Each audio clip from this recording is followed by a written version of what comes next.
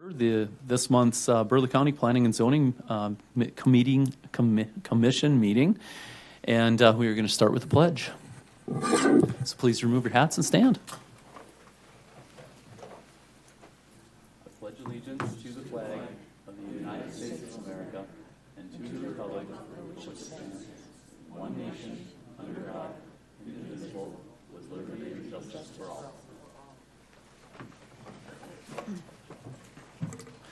Okay, Jacob, could you take us through a roll call? Dennis Agnew, Here. Dale Patrick, Ryan Bittner, Here. Wayne Munson, Here. Mike Connolly, Here. John Risch, Here. Alvy Jarrett, Here. Bea Streifel, Here. and Jim Small. Okay, thank you. We have quorum. All right, we'll move into the approval of the April 8th minutes. The May minutes are not ready yet, so we'll be approving the April 8th minutes tonight. Are there any corrections needed? If not, I'll entertain a motion to approve the April 8th, 2026 meeting minutes. I'll move we approve. Second. Okay, it's been moved and seconded for approval of the April 8th, 2026 minutes. All in favor, say aye. Aye. Any opposition? Hearing none, the minutes of the April 8th meeting are approved. We're going to move into the public comment section of the meeting tonight. This is for Burleigh County residents and landowners, so if anyone would like to speak in general, this is for public comments. We will be having comments on the public hearings later in the meeting, but if anyone would like to approach the lectern and give public comment to the commission, please do.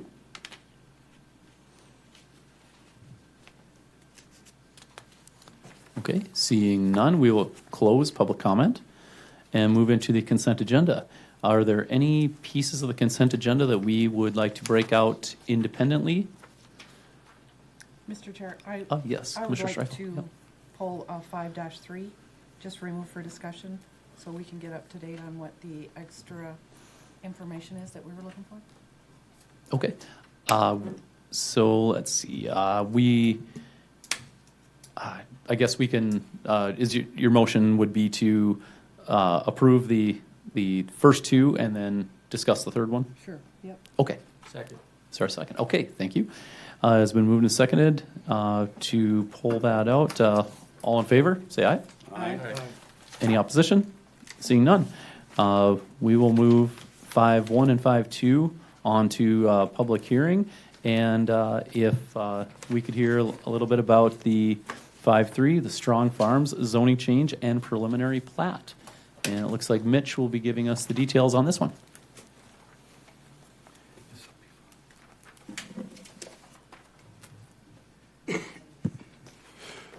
Good evening, Mr. Commissioners, Mr. Chair. This is for a public, or you want to discuss the Strong Farms? Yes, for the Strong Farms Okay. zoning change and preliminary plat. Yes. So any questions in particular? We have received a new correction list from KLJ. They did send a new one today, and they have corrected some of the items on the preliminary plat. There was a letter that I forwarded you, an email earlier about a request to pull this because there is, on the previous preliminary plat, we had the easement was not drawn on the plat. The new plat has that drawn.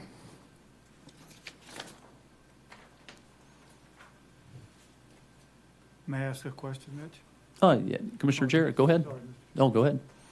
Has that easement been approved? It is not as approved, no, it gets recorded. So the easement will be drawn on the final plat, and that gets approved. I have the exhibit of the easement here, but on the dashed line on your monitors, that's where the easement is drawn. I zoom in, I lose the description on it, but it's basically coming off of on 201st Avenue onto the neighbor's property who's granted that easement into the Baldwin farm. It's on the east side. It has been granted? It has been agreed upon by the property owners. I have the exhibit here.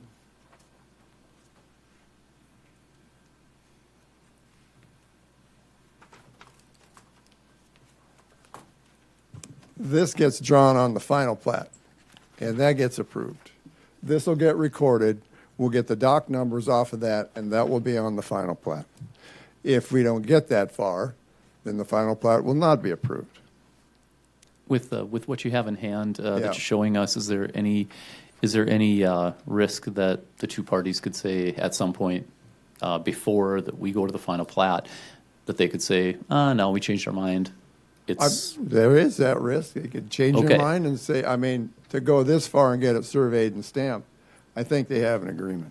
Okay, we've got pretty much a signed, Yeah, locked-in agreement. Right. Okay, Commissioner Conley, yeah. So Mitch, with it, with all of this, that's between now and if we called for the public hearing next month, that should be all finalized. Yeah, Commissioners, Mr. Chair, Commissioner Rich, Conley, sorry. That will be drawn, and with the dock numbers on it for final approval, otherwise, or else the final plat will not be presented to this board. Mr. Chair? Okay, yes, yeah, Commissioner Streifel. So if the easement does not go forward, then the public hearing Will is be stopped. canceled? Canceled or tabled. Tabled? Okay. Yeah. All right. And the idea here is they have a right-of-way easement off of 201st, or not easement, a right-of-way approach off of 201st already. They're just using this because their neighbor, they never documented it. It's an agreement between their neighbor. So the access to the property is still off of 201st Avenue. So basically, when next meeting comes around with the public hearing, we still have the option to table it. So now tabling it, it's just kind of a waste of time. Yeah, we're not Because there approving. was a request to table it now. We're not approving anything tonight. We're just seeing the application, the documents, the zoning, all that fits for a public hearing to proceed. That gets approved at the public hearing. I'd motion to approve and move to the public hearing. Second. All right, it's been moved by Commissioner Conley, seconded by Commissioner Risch to move this to a public hearing. Is there any discussion on the motion? Yes. Yeah, Commissioner Streifel. I'm sorry, I did have one other question. I don't know if it's suitable now, but is there an update on what happened since the last meeting? I know there was violations, and can you update us on what happened since the last meeting? Yeah, since the last meeting, the property owner was issued a cease and desist to any commercial activity on the south end of her property was restricted to the front of her greenhouses.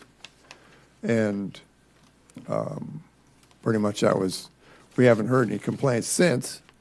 There was an email that he had sent about people in the back, and I did contact the Baldwin greenhouse operators, and they said that they were there to plant. They were planting things. Wasn't a group, it was, they were in the back there planting. Well, I have no idea. I wasn't there. But I had the pictures that Mr. Feist had sent, and I didn't see any infractions of that cease and desist order. Mr. Chairman, Yeah, do I Commissioner understand Rich, it right? They're not allowed to walk back on their own property? I mean, No. or what's the issue there? It seems. Commissioners, Mr. Chair, they absolutely are allowed to walk on their own property. They cannot conduct any commercial activities, retail sales, or events, or whatever you want to call it, in the north end of that property, south end of that property. No, the only place they can do that is in the gravel area of the north part of the property, north of the greenhouses themselves, until this PUD is either approved or denied. So that's what they were doing there was not, in my mind, commercial activity. It was they were there to plant things. Okay. Any further discussion on the motion? Okay, thank you, Mitch. Seeing no more discussion, we'll move into a roll call vote. So, Jacob, if you could take us through that.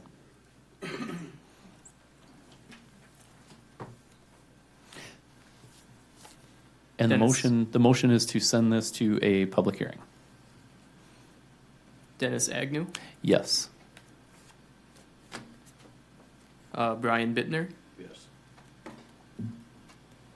Wayne Munson, Yes. Mike Connolly, Yes. John Risch, Yes. Alvy Jarrett, Yes. and B. Streifel. Yes. All right. That the Strong Farms zoning change and preliminary plat will move to a public hearing when we have the all the items of that we require as far as for the final plat, I should say. Okay, that is the last of the consent agenda. We'll move into the public hearings. We've got our first public hearing on the docket tonight is 6-1, the Arcadia Light Estates subdivision. And Mitch, if you could take us through a couple of details on that, and then we will open the public hearing to the public. Commissioner, Mr. Chair, this is a piece of property located at southeast quarter section 15, Township 140, Range 80 West. It is just off of 26th Street, north of Heritage Reserve. It contains 5 acres on 80. There's 83 acres total, or there's 93 acres total, and there's 5 acres each, and they're 19.5 acres per. There will be no zone change. The zoning ag will remain. So I stand for any questions. Any questions for Mitch?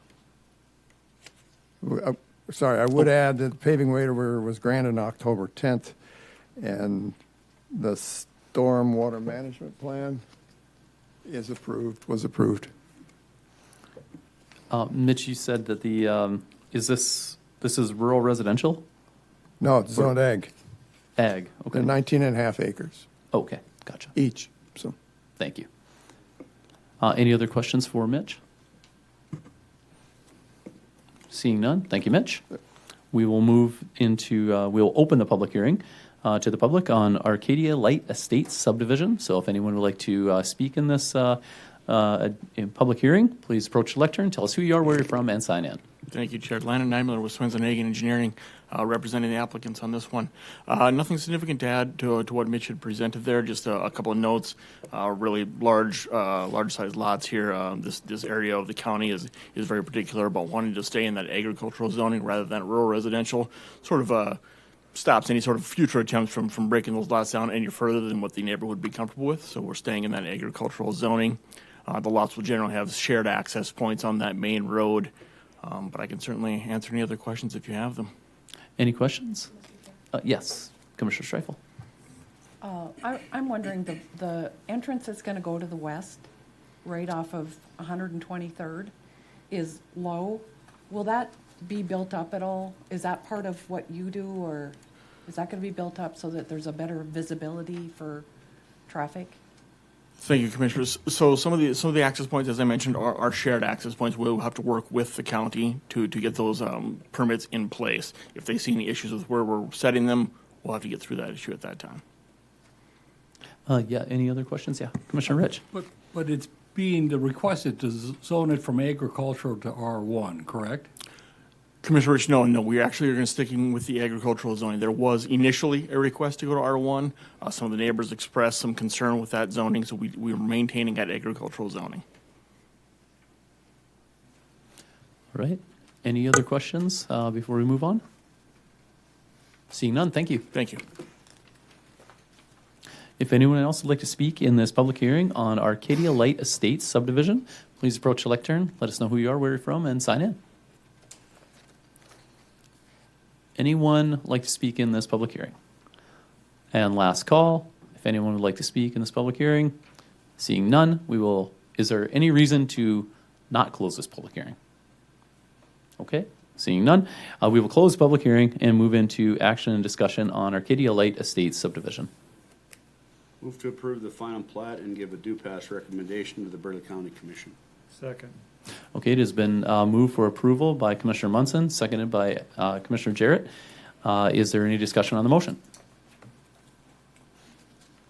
Seeing none, Jacob, if you could take us through a roll call vote.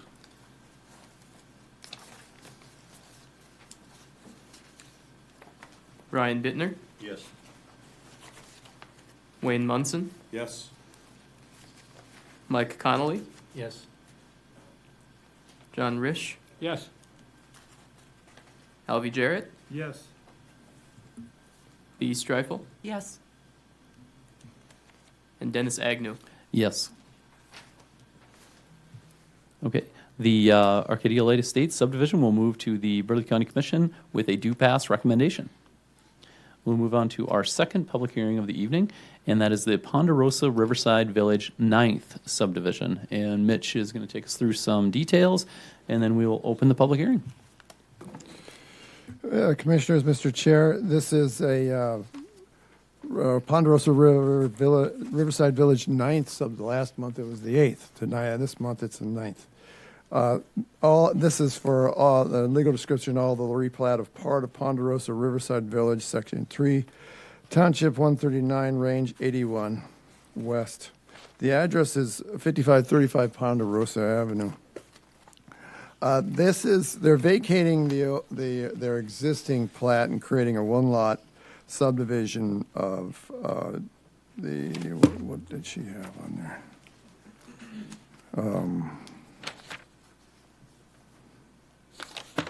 I can't find the acreage on it. But it's a rural single R1 single family. The right of way that you see on that cul-de-sac bulb on that front page has been vacated. That was vacated on the 4th of May.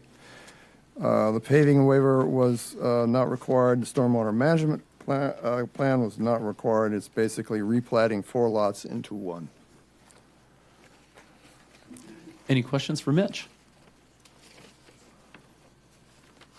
Okay, seeing none, thank you, Mitch. We will open the public hearing on the Ponderosa Riverside Village 9th subdivision. So if anyone would like to speak in this public hearing, please approach the lectern, tell us who you are, where you're from, and sign in.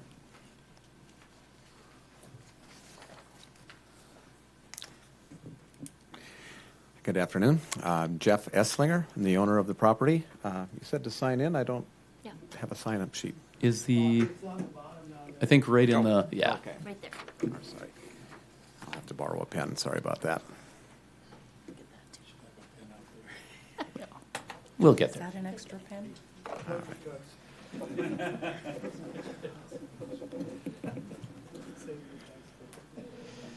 You sent it for me too.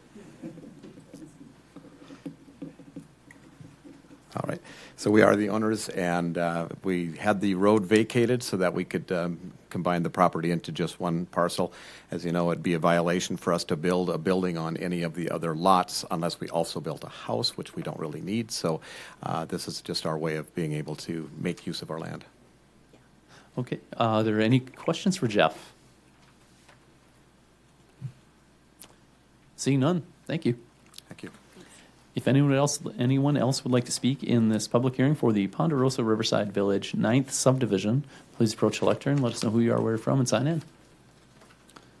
And the last call for speaking in this public hearing.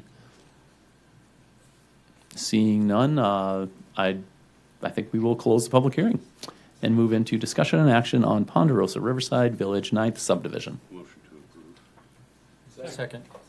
Okay, it's been moved to approve by Commissioner Bittner and seconded by Commissioner Jarrett. Let's see. Is there any discussion on the motion?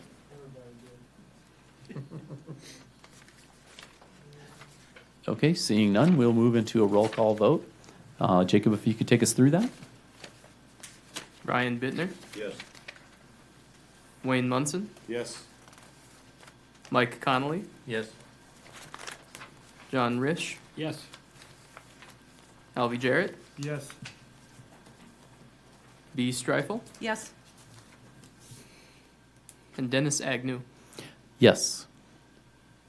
All right, the Ponderosa Riverside Village 9th subdivision passes with a do approve recommendation to the Burleigh County Commission.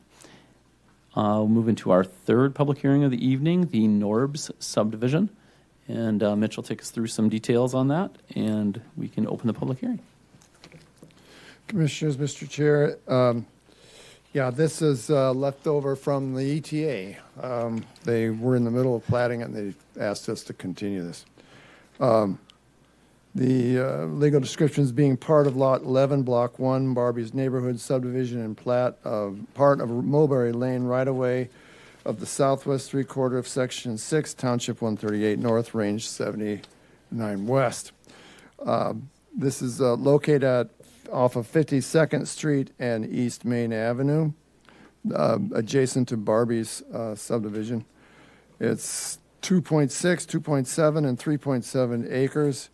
Access to the property is off of Mulberry Lane. They would turn into the plat, as you can see, and there's an access easement to the three of the lots.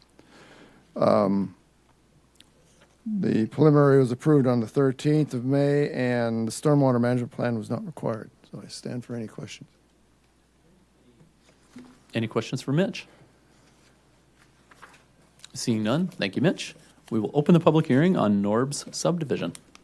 If anyone would like to speak in this public hearing, please approach the lectern. Let us know who you are, where you're from, and sign in. There should be a sign-in sheet and a pen there. Thank you, Chair. Landon Miller, Swenson Hagen Engineering, again, representing the applicants on this one. Nothing significant to what Midge had as this one as well. Three rather large rural residential lots here in the area. Typically, the lots in this area are around that acre, acre and a half. These are quite a bit larger at that 2.5 to 3.5 acres. This sort of pieces have just been sort of one of those leftover pieces that's just really never fully developed. And this is a chance for the applicants to do something with the land. Much like our last project, they will be having one shared access point on here, so they'll have that access easement to allow all parties to get to their property, but it's just right at the front of their lot, so it's not to get further into the lots, it's just for their driveways effectively. But I can certainly answer any other questions if you have them. Okay, any questions?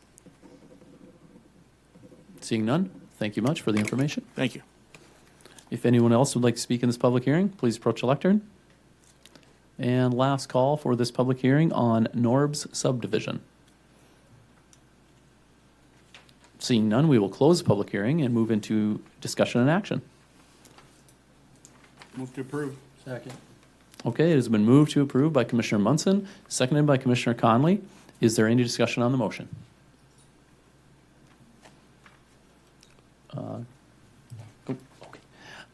Yes, so we'll move into a vote. Jacob, if you could take us through a roll call vote. Brian Bittner, Yes.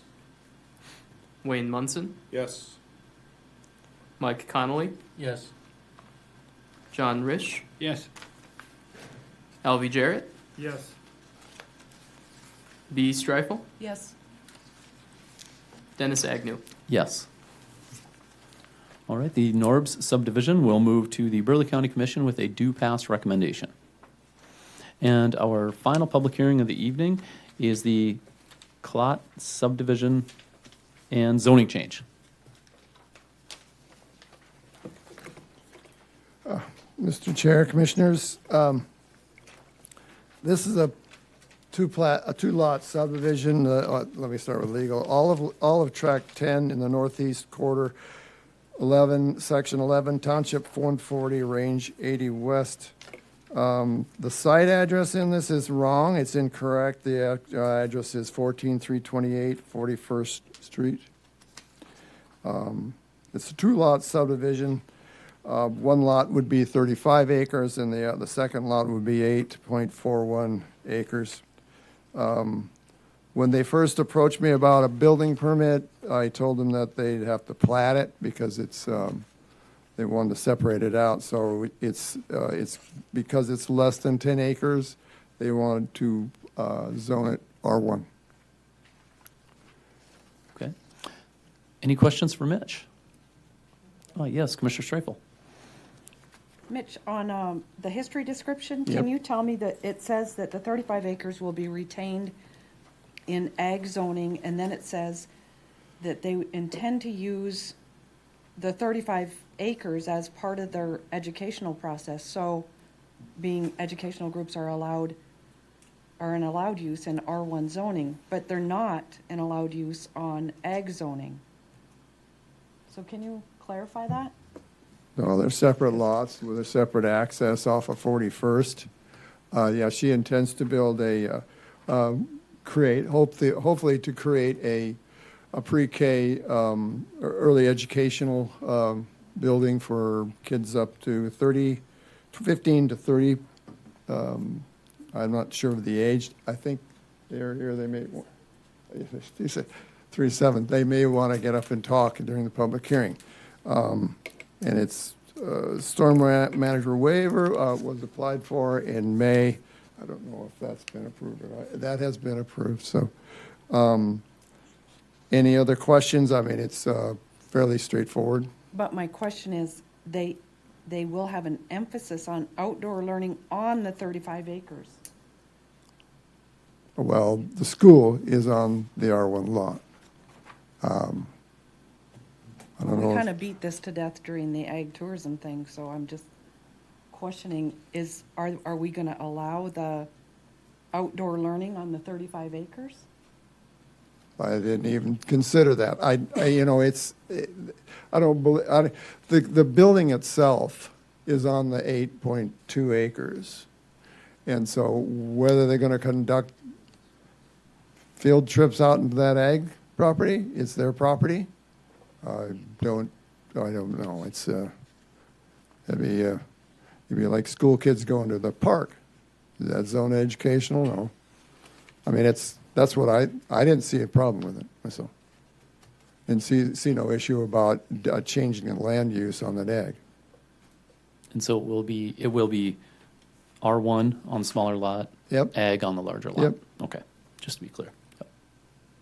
Any other questions for Mitch? Emphasis, it's not a daycare, it's pre-K. It's based on curriculum, it's a nonprofit based on, similar to public schools. But they can explain it much better than me. Any other questions for Mitch before he steps away? Chairman? Yeah, Commissioner Jarrett. Are Yep. all the lots, the land around it is all ag? There is some residential to the north, Okay. right to the north, and then to the west, you've got the ranch and Heritage Reserve. If you pull out on the parcel viewer, there's residential that's scattered near it. So. Okay. Any other questions for Mitch? Seeing none, thank you, Mitch. Yep. We will open the public hearing on the, is it Clot or Clotte? Clotty subdivision and zoning change. So the public hearing is now open. So if you would like to speak in this public hearing, please approach the lectern, let us know who you are, where you're from, and sign in.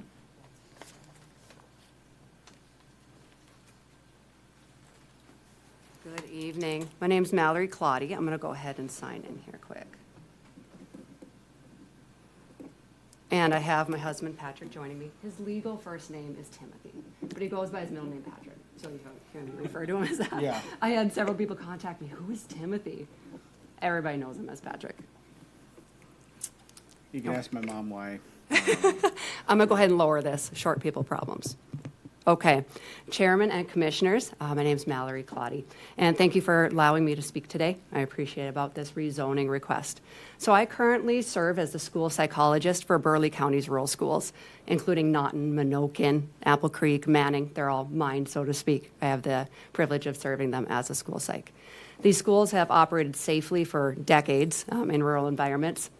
They are around livestock, horses, agriculture equipment, wildlife, gravel roads, and neighboring farms, and it's all a part of their everyday life in their school.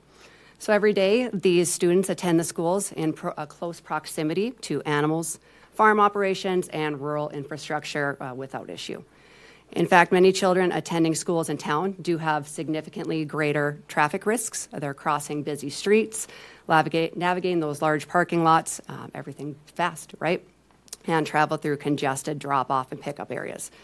All to say, rural learning, it's not a new concept. It's an established and very successful part of Burleigh County's educational landscape. So I have reviewed the letters submitted in opposition to this request. And while I respect the right to neighbors to express their concerns, of course, many of the concerns are based on assumptions, misunderstandings, or speculation rather than actual facts of the proposal. So the project consists of a nature school serving approximately 15 to 30 students. The building footprint is approximately 1,050 square feet. There is a second story, bringing the total to 2,100 square feet, but again, the footprint itself, 1,050. The nature school itself is going to occupy a small portion of an 80-acre property. So we do own 80 acres. While we're looking to subdivide, I believe Luke has a plot of it. While we are looking to subdivide, we do own the acreage off of that as well. It's personally ours.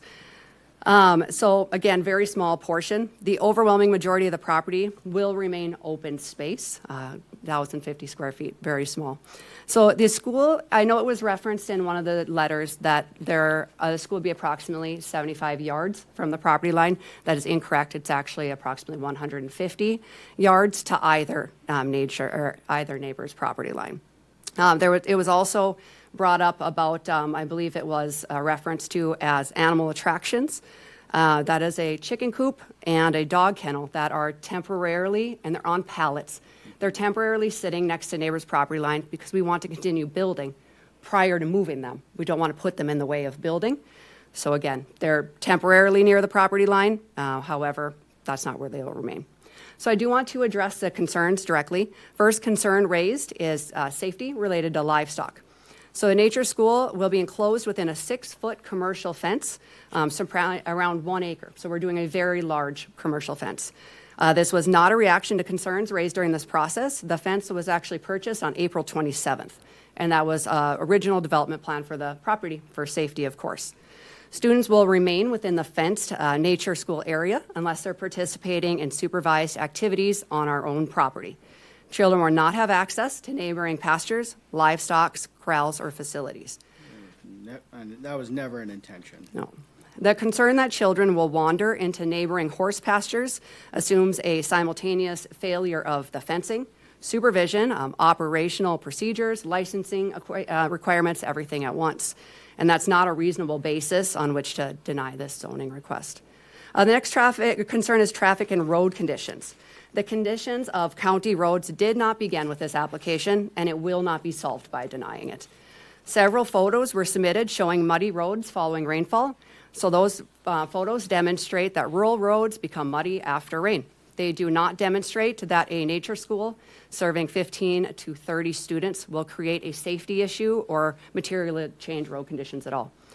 So the reality is that significant road wear that comes from semis, agriculture equipment, grain trucks, livestock trailers, landscape equipment, construction vehicles, and other heavy equipment that routinely do travel those county roads.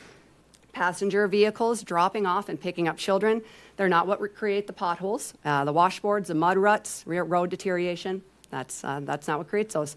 Although a maximum amount of students to licensure and code is 30 students, there would not be 30 vehicles. So there would be carpooling. We have siblings that would be enrolled. 2 of the children are ours, already on the property, and 2 are teachers, Cassie's. So significantly, this next year we'd be looking at approximately 6 vehicles coming and going. So this is a very small nature school, like we've said, not a commercial development. It's not an industrial facility. We're not asking for, like I said, something huge. Traffic will be concentrated during those pickup and drop-off periods and will represent a very small fraction of overall road use. One of the beauties of this nature school is we are not pick up at 7:30 or drop off 7:30, 8 o'clock, pick up at 3:34. People do come and go. So we're not talking about actually a concentrated time either. But if you were to create those hours of pick up and drop off, hypothetically. But again, parents are allowed to come get their children, drop them off when they please. So next concern is property values. Both opposition letters repeatedly state that property values will decline. However, there is no appraisal, there's no market study, no realtor opinion, assessor opinion, or expert testimony that's been presented to support this claim. The assertion that property values will decrease, that's speculation. The next involves firearms. hunting, and neighboring activities. Nothing about this application removes neighboring landowners' rights. They lawfully use their property. However, no owner has the right to discharge firearms in an unsafe direction. This does not change this. You cannot shoot at our property. Our property already contains our home, our family, our young children, our dogs, visitors, contracts, guests. Any suggestion that neighboring landowners should be freely discharging firearms towards our property is inappropriate, regardless of whether this nature school is present. That safety expectation that exists today, that will continue to exist, whether this rezoning is approved or denied. The repeated claim that neighboring property rights are somehow being taken away, that's simply incorrect. Neither opposition letter states, another opposition letter identifies a single legal property right that would be lost if this application is approved. Property rights apply to all landowners, that is existing neighbors, but it is also applicants. One opposition letter suggests that existing landowners should be protected from future changes in surrounding areas. Respectfully, that is not how private property ownership works. Rural property owners understand that neighboring land remains privately owned and may be used in lawful ways consistent with county regulations. In fact, one of the neighboring properties was purchased after we purchased our 80 acres. At the time of their purchase, their property was already surrounded by privately owned land.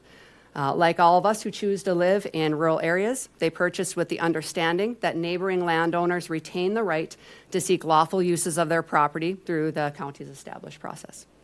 Next concern was wildlife. One letter claims that wildlife will leave the area because children will be present. One of the purposes of this nature school is to teach children about nature, conservation, wildlife, environmental stewardship, agriculture, and responsible land use. Most of this missing from typical education. I can say that confidently as a school psych, right? No evidence has been presented that a small nature-based education program will eliminate wildlife from the surrounding area. I do find this concern particularly difficult to understand, given that the realities of what they are today. Wildlife already does coexist with homes, vehicles, livestock, agriculture activity, heavy equipment, and domestic animals that are throughout our neighborhood. Neighboring dogs routinely do travel through our yards and through multiple properties, yet that wildlife does remain abundant. Deer, pheasants, turkeys, coyotes, rabbits, countless other species continue to thrive despite that existing activity that's already in the area. There has been no evidence presented that children participating in supervised educational opportunities during school hours will have a greater impact on wildlife than the uses already occurring throughout the neighborhood today.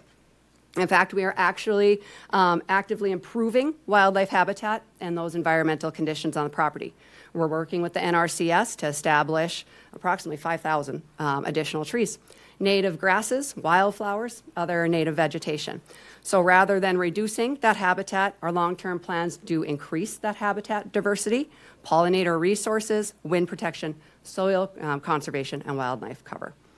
One letter claims that the nature school was cited for having too many children per adult and states that we have been caught. That's actually not what the post says. I believe that you do have a copy of that. If not, I do. The post describes an unannounced licensing visit and specifically states that our ratio was 0.79 when 1.34 was permitted under the state regulations. That is a good thing. That ratio was perceived being backwards.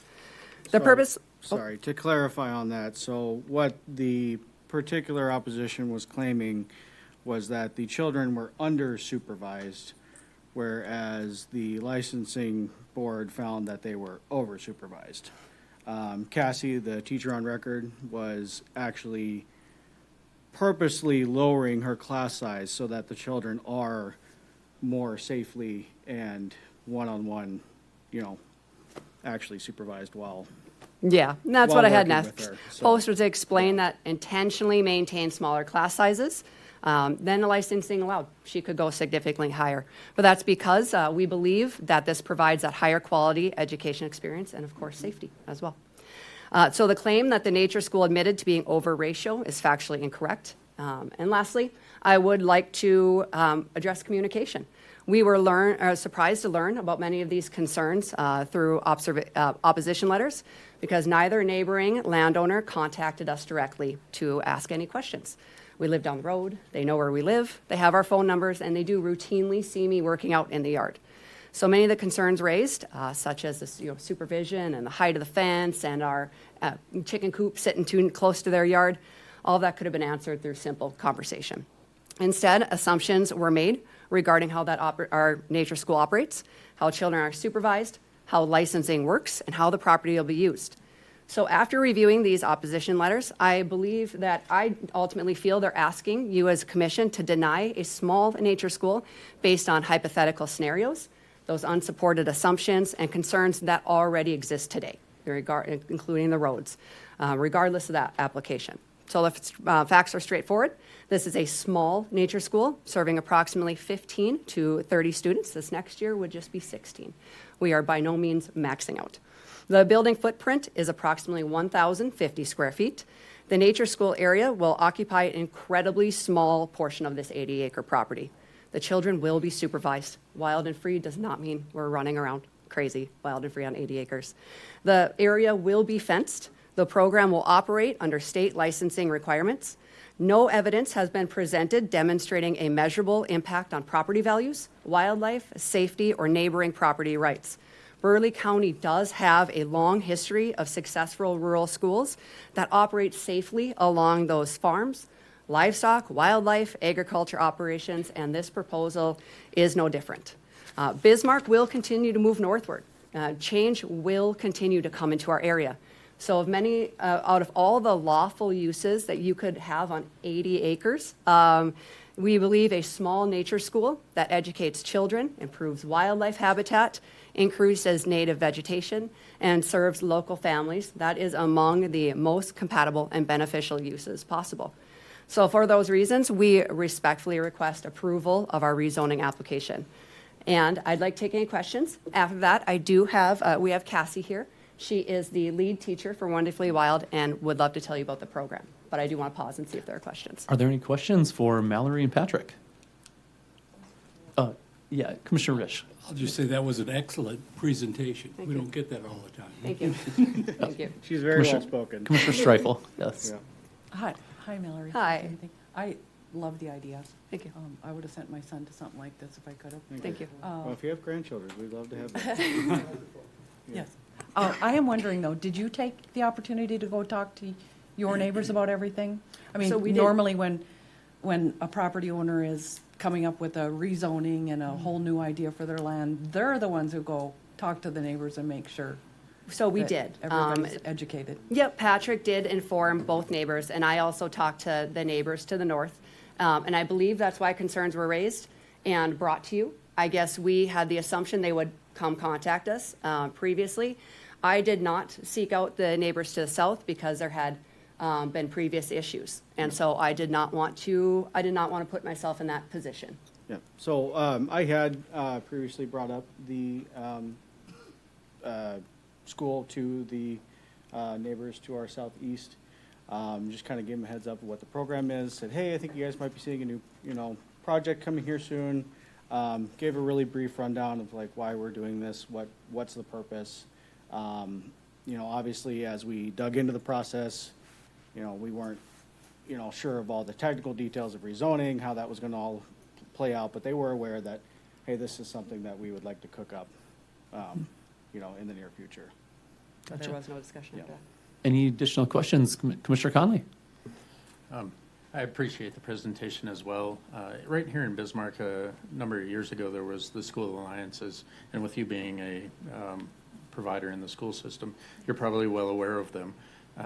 There was a plan, and we found out it was a multiple-decade plan to where it started with the closing of Hughes, and then we lost Reichelt, and then we lost Saxvig, and citizens were a little late to the chase. Sure. But there was a reason for walkable schools, and it was for communities to protect neighborhoods because of the check and balance. You're close to one another. And there's a long storied history where that's a benefit. And as we get more larger and separated, we're starting to see the consequences of that to where disconnected families, foster kids, people in the disjointed homes and things. No, it was a good presentation. This kind of answers that call in some cases. So I do want, before I say any more, I want to give respect to Absolutely. the other people that might comment. But part of it is that anytime we get a plat, whether it's locally or rurally, say it's a big development, the number one thing that they plat out is a school or a fire station. And the first homes go around both, and it's usually the property values go up, not down. So I'd be interested to hear where where people are concerned about the devaluation versus increased valuation. People are very excited about this concept. That doesn't mean we can grow. There are licensing requirements. That's why we talk about the 15 to 30. There is one other school like this in Fargo, and that is it. So as a school psychologist, I actually have 12 rural schools. Some of them that I listed are your guys. I also am down at Fort Yates as well as others. And have I seen the need? I can't even, I could speak for hours on the need. Any other questions? Seeing none, thank you. Yeah, thank you. Thank you all. If anyone else would like to speak in this public hearing on the Claude, I think I'm getting it right, Claude? Claude, I'll get it. Claude subdivision and zoning change, please approach the lectern and let us know who you are, where you're from. My name is Cassie Quintus, and I currently own and operate Wonderfully Wild Nature School.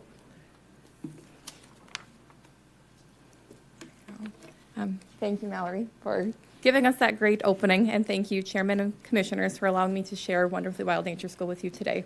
It has been my passion project. I love speaking about it. Public speaking is not my forte otherwise, so bear with me. I started my career in education, teaching early childhood special education in Mandan.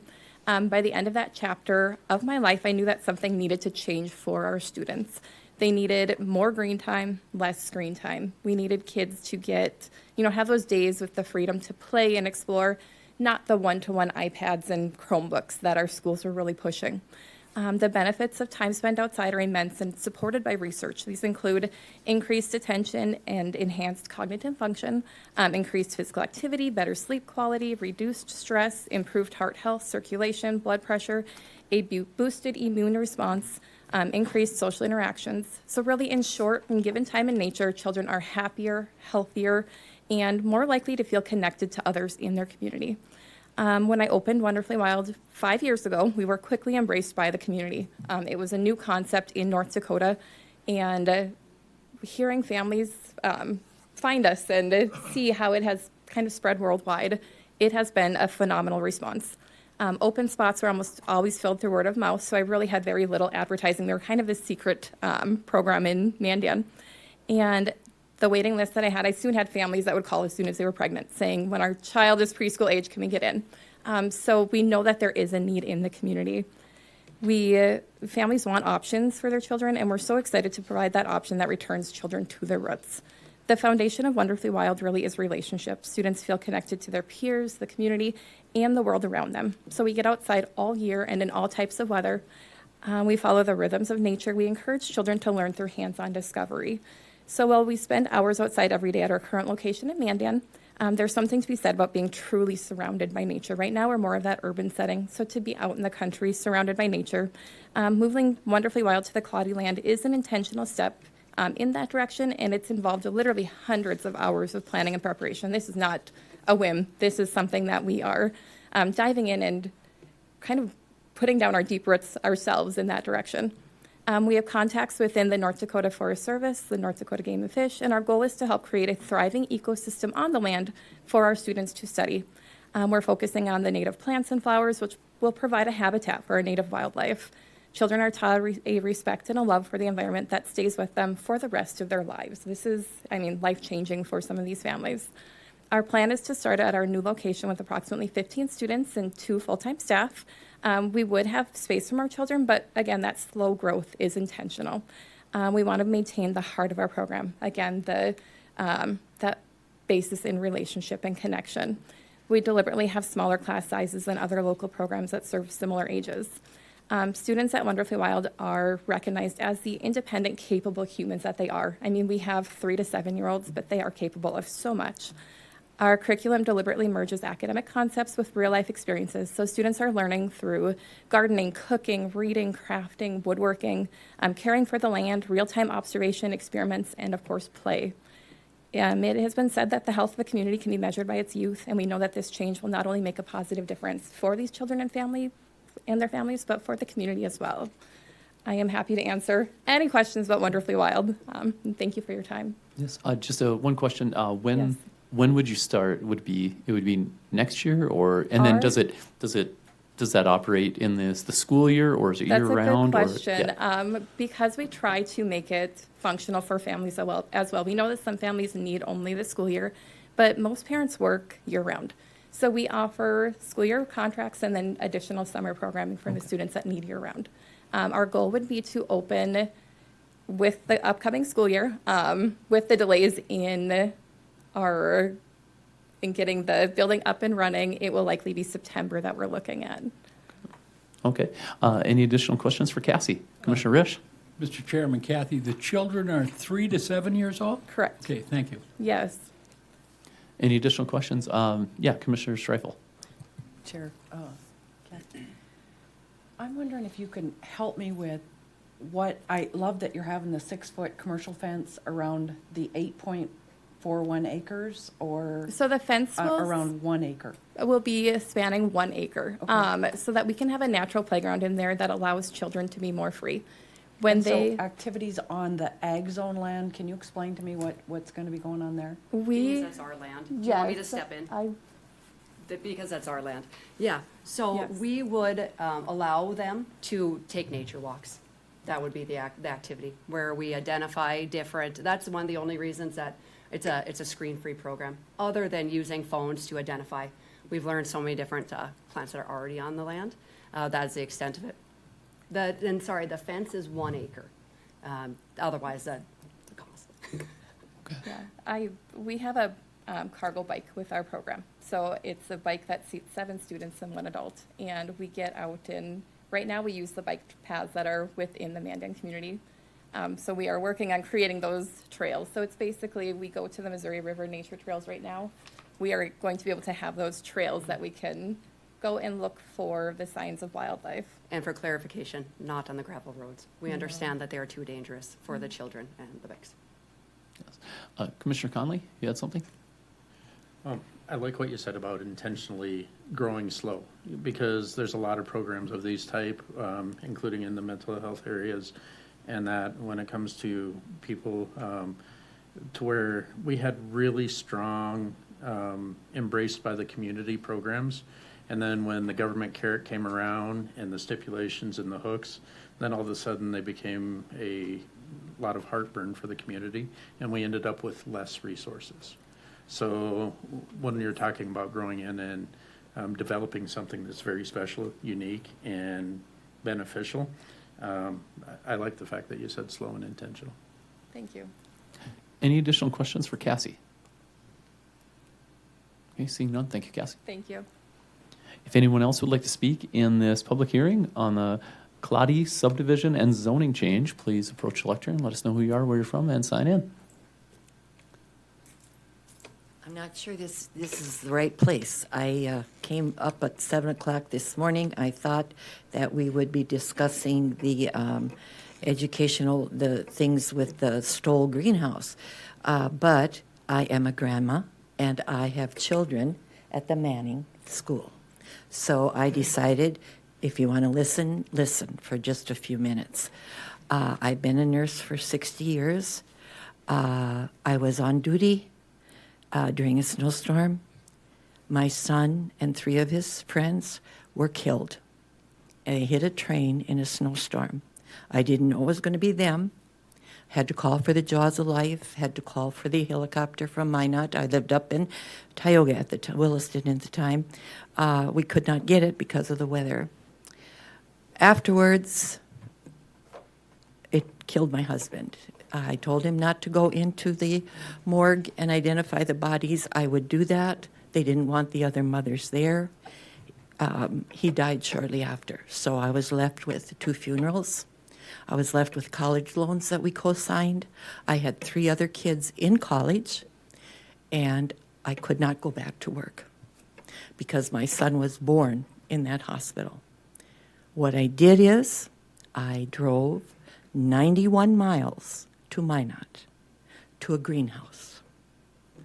And I worked for $6 an hour. And being around that beautiful, incredible, living nature that God created with all the flowers and all the beauty, and learning everything I learned in that greenhouse about preserving our environment, about the tours that the kids came, about the garden groups that came, and it was the most miraculous thing that ever happened. I did not need to see a psychiatrist. I managed one of the greenhouses for Mr. Lowell for 6 years after that. And I many tours. Every kid, their eyes just popped.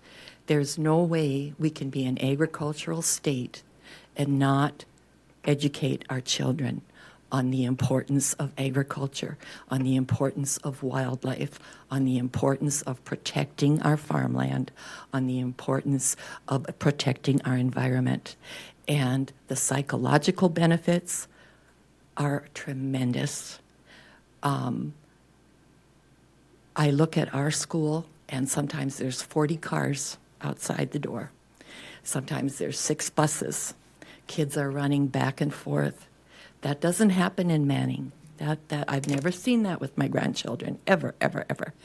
And had I not, I came because I thought the Stoll farms would be up, and so I've been sitting in Bismarck all day waiting for this. So you have to listen for another minute or two. I worked in that greenhouse. Some days it's 110 degrees. Some days it's 30.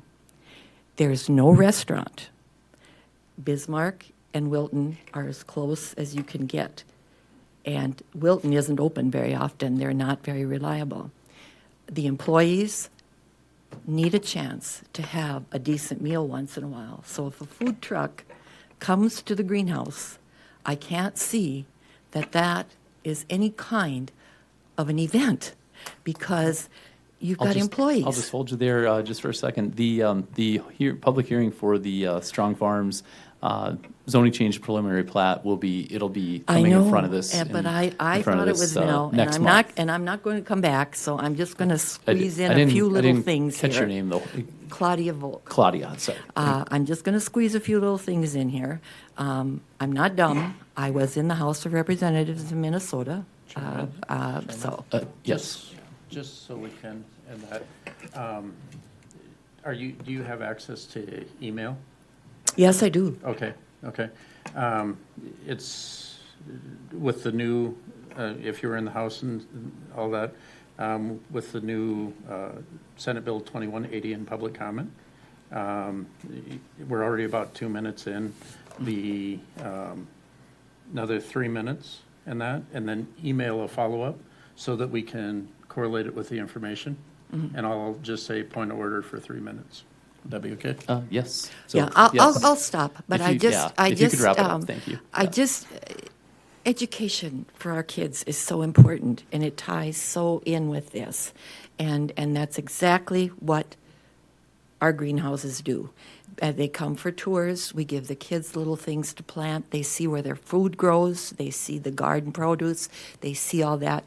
That's a vital part of what we need to do as parents and as the state and as elected officials to preserve our agricultural heritage. Okay? Done. Okay. All right. Thank you, Claudia. If anyone else would like to speak on the Claudia subdivision and zoning change, please approach the lectern, tell us who you are, where you're from, and sign in.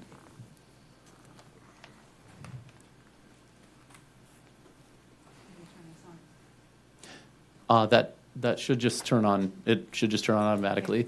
Yes. My name is Heidi Ryder. I'm one of the 4 named neighbors. I am a property owner as well as a nurse myself. I'm actually a nurse practitioner in family practice and pulmonary medicine. I am a nurse practitioner in family medicine and in pulmonary.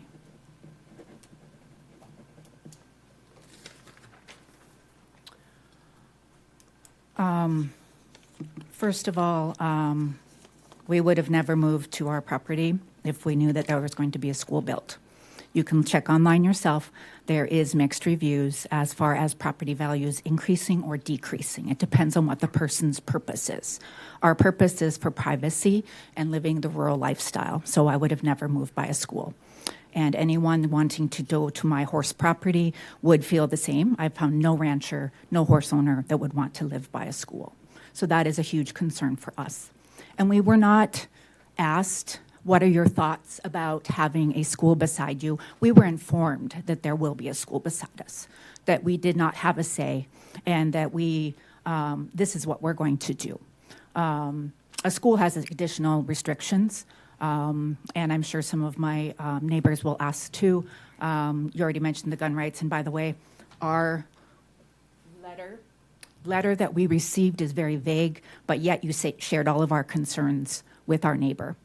So that was, in my personal opinion, not very appreciated, because I did not have any rebuttals against her things in regards to our concerns. So that was not appropriate.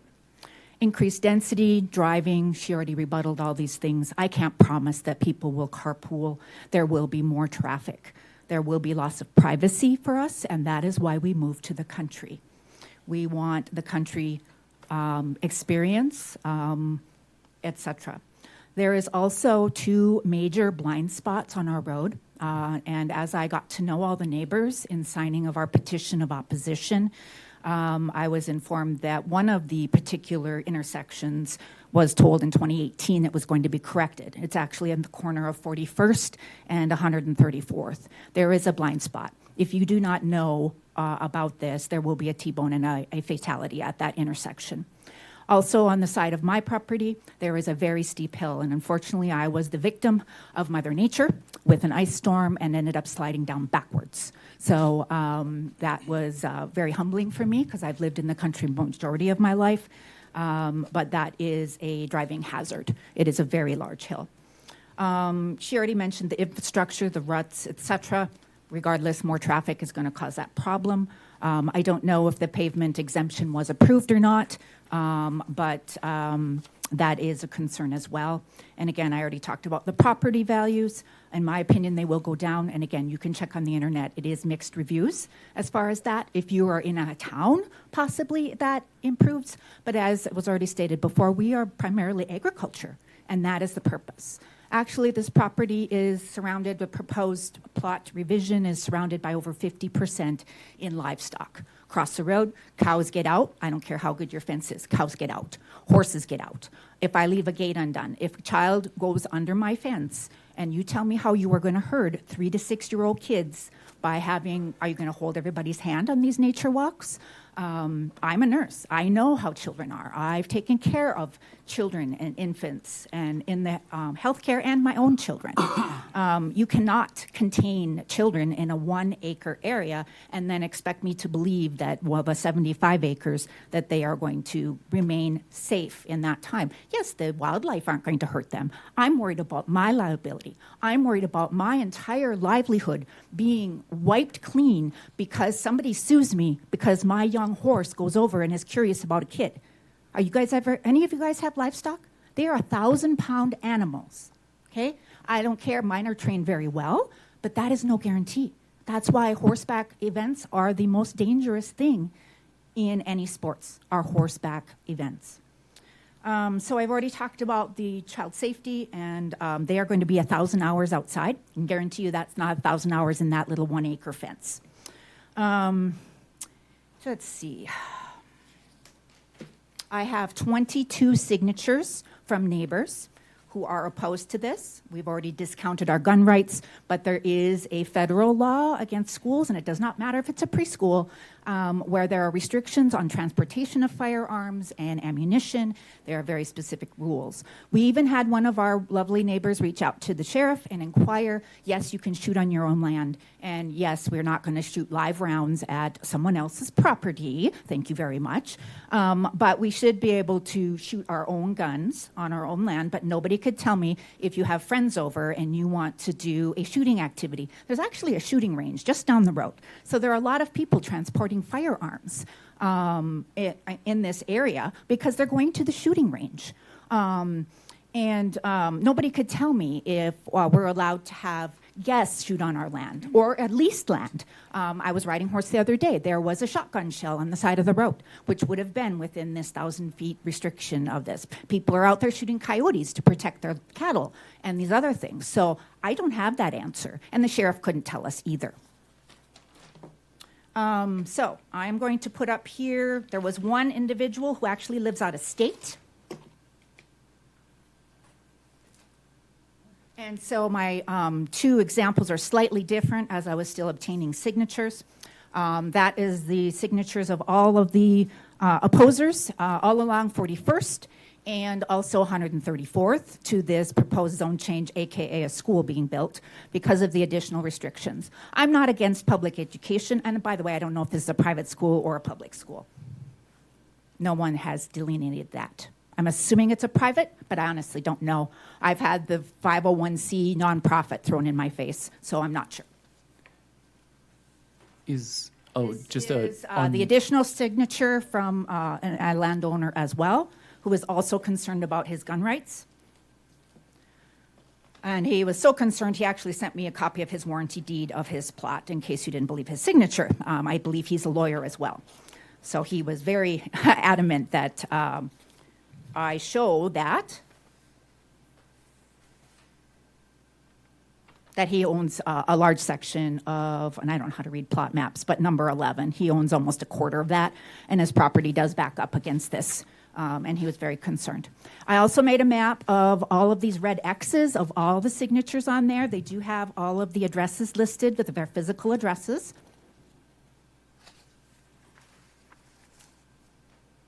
And all of the red X's, which I don't show up red there very well, are people that were opposed. People are going to be affected either being immediate landowners or in the vicinity, traffic concerns, which apparently aren't a concern, but they are for me. They really are.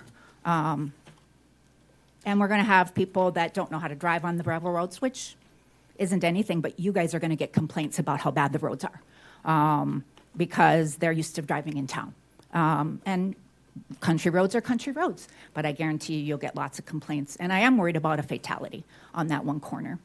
And could someone tell me, if you don't mind, has the pavement exemption been approved before the rezoning has been approved?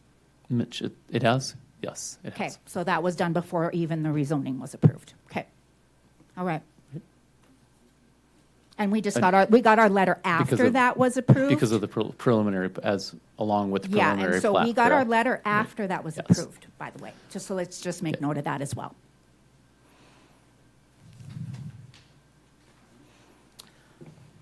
Anything that I forgot? Okay, anyone else that wants to? I do have several of my neighbors here as well, so whoever would like to speak as well, in case I forgot something or if you have additional concerns. Just one question. Yes. When on the there were two sets of signatures. Is that? Yes, the was that one signing I for different highlighted things, or- because I had to okay. get his via email. So this is the main one Okay. of all of our property owners' signatures. And then the second, I highlighted the one additional one, Okay. Mr. Letness. Gotcha. Mm-hmm. Thanks for clarifying that. And the signatures, are they signing to oppose the zoning change or the school itself? Or They're the program? signing to oppose the zoning change, AKA the school, because again, our letter says nothing about a school. Okay. Because Okay. there's a Because zoning that change, a building, is- and a that and a is a huge program. thing. So is it? I guess is it opposition to the zoning change, the building of the building, or the program actually? It is the zoning change opposition. Okay, Petition in opposition to rezoning request, because if it doesn't get rezoned, then the school doesn't go there. The school can go somewhere else. Okay. But just not beside a bunch of livestock. Okay. Just wanted to And taking understand away what our the privacy. But yeah, I guess Commissioner Streifel, did you have a question on that? wanted to know what the petition said, what they signed. Petition in opposition to rezoning request. And that Okay. was in bold on top of the petition. Okay, thank you. Any additional questions? Seeing none, thank you. Thank you. If anyone else would like to speak in the Claude subdivision and zoning change, please approach the lectern, let us know who you are, where you're from, and sign in. John Doctor, neighbor to the north. John.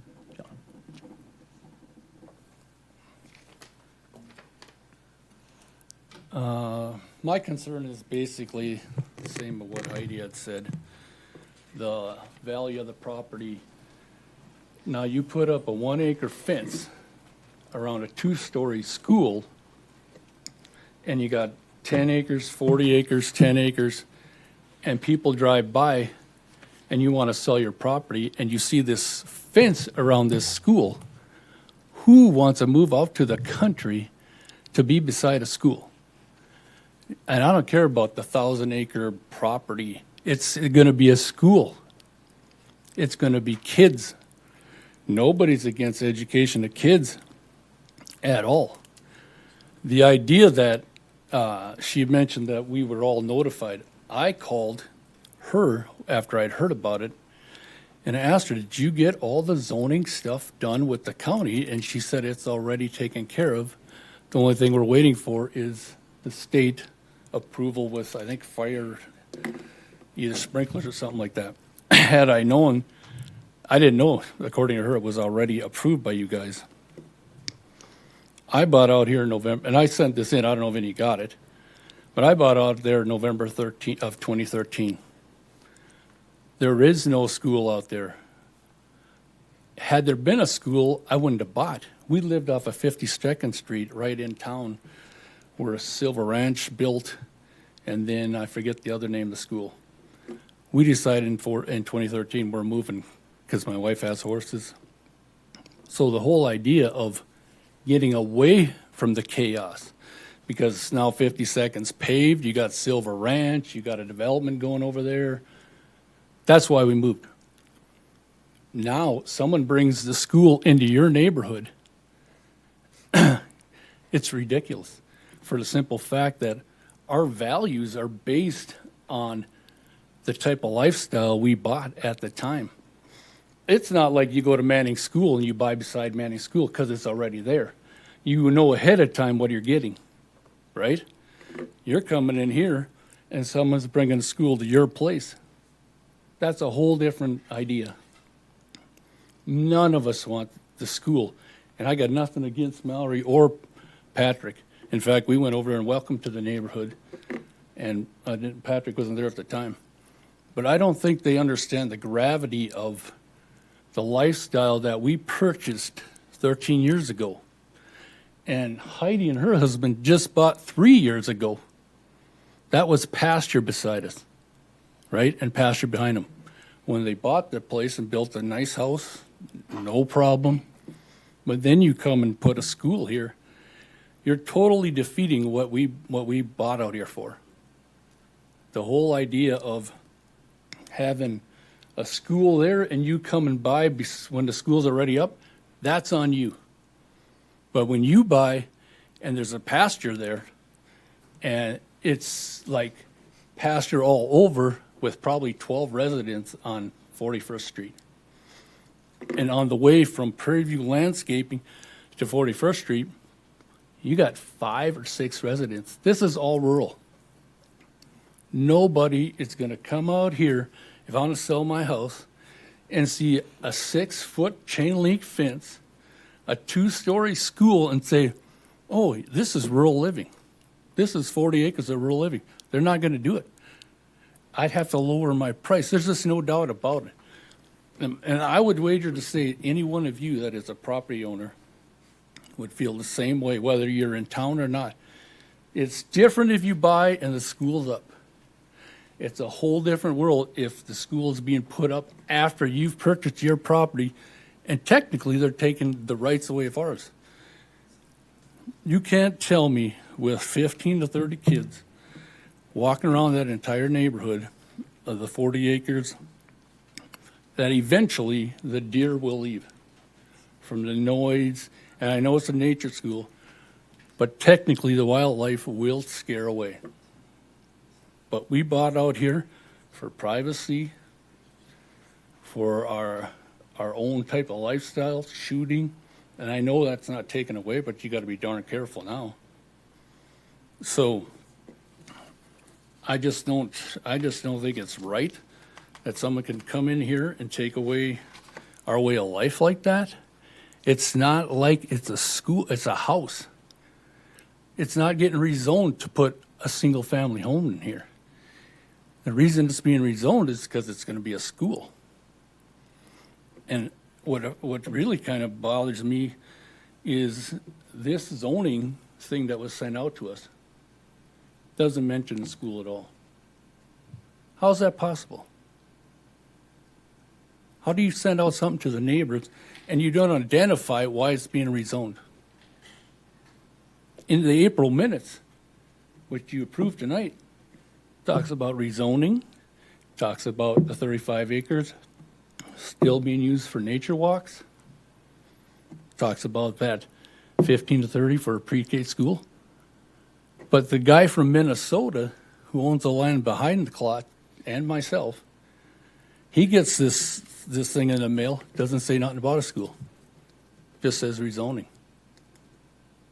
Totally deceiving. That should have been, that isn't right.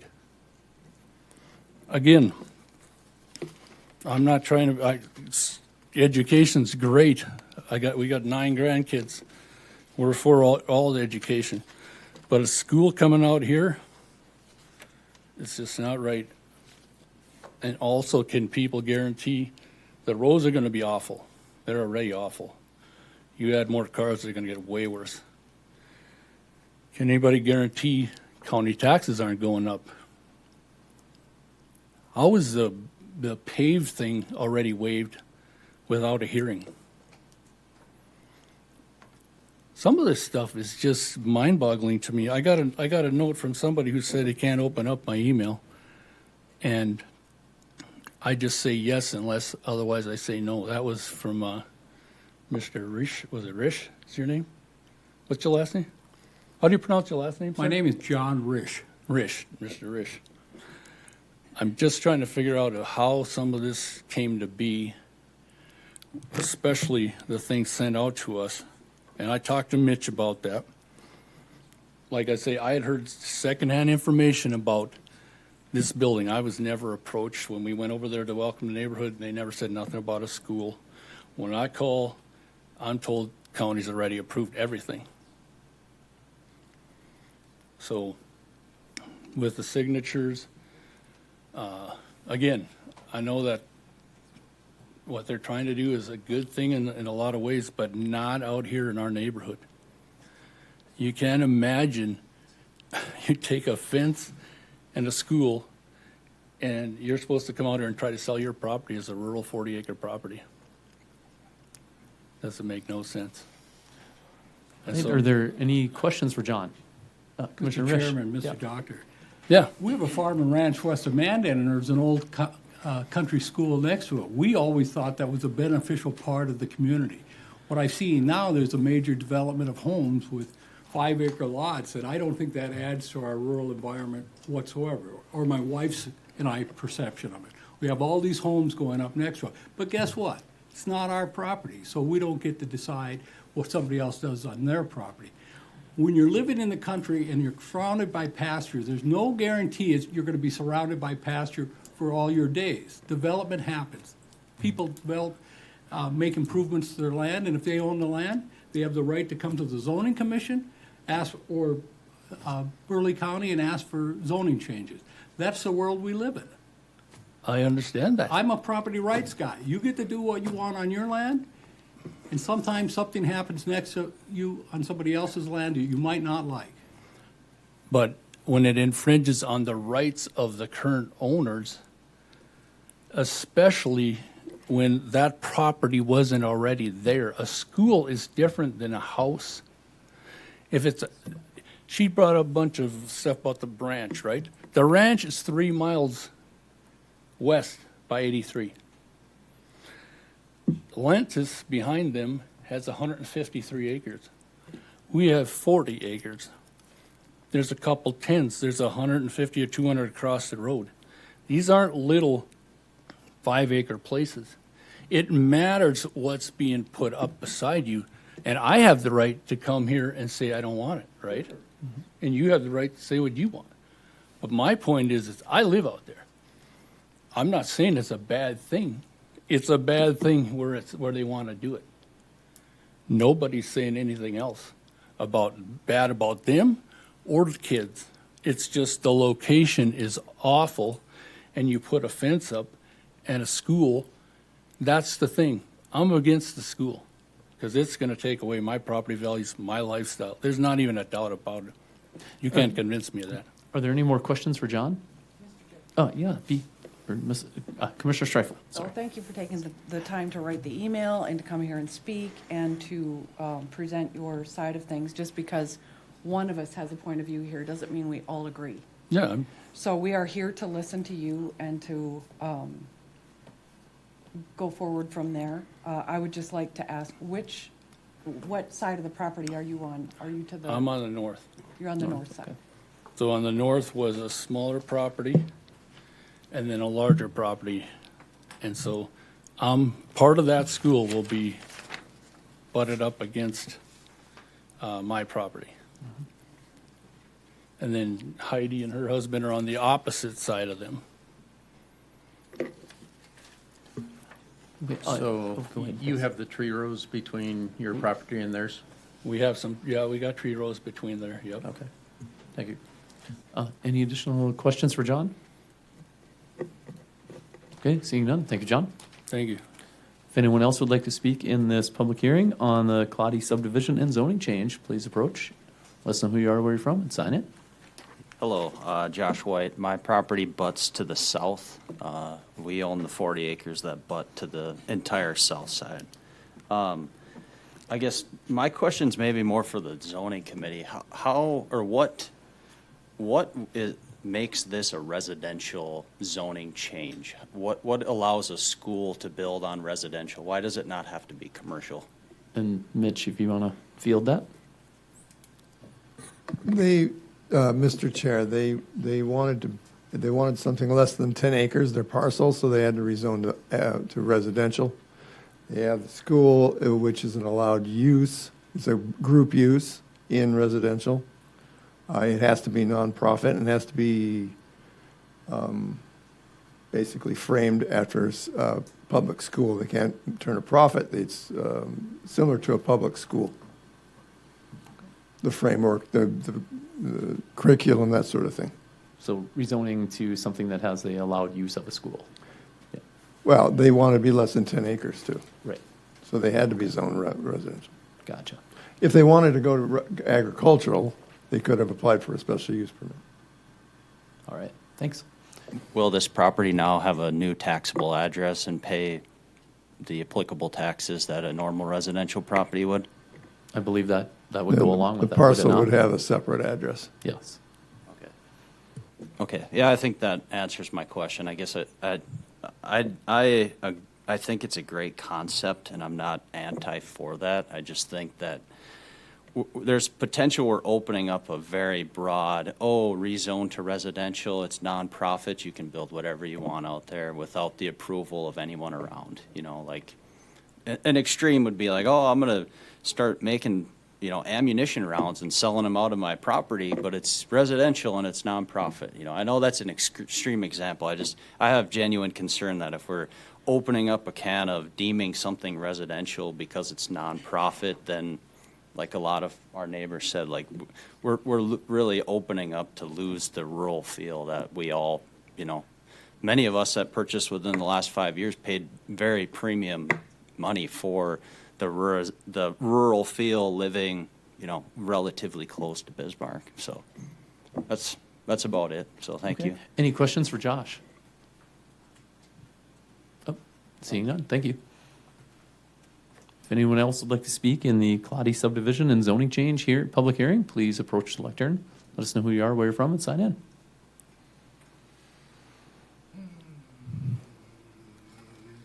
Hello, Commissioners.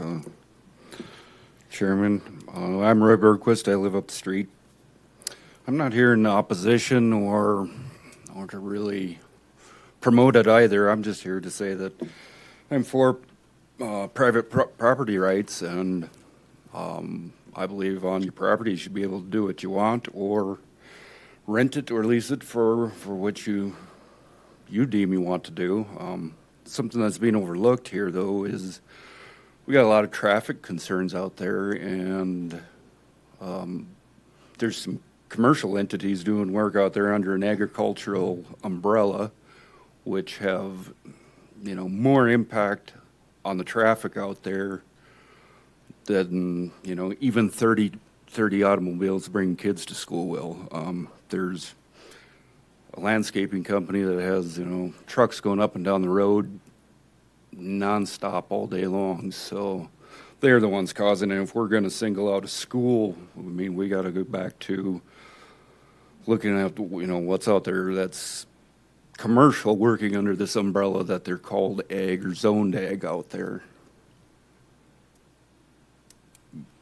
But I'm right up the street, and I'll have to pass it every day. And I think just with a little bit of compromise, some signage, and making people know that's what's coming to us out there. We are this close to Bismarck, and we're going to have to deal with some things that are growth. Any questions for, was it Rhett? I'm sorry. Roy, sorry. Any questions for Roy? Yes, Commissioner Conley. There's a lot of moving parts that can kind of segue into this, because kudos to this commission, the planning and zoning on the city commission, and the county commission. We've had a long discussion since May of 2025 on bringing, taking the ugly practice for most of regulation without representation, moving it to regulation with representation.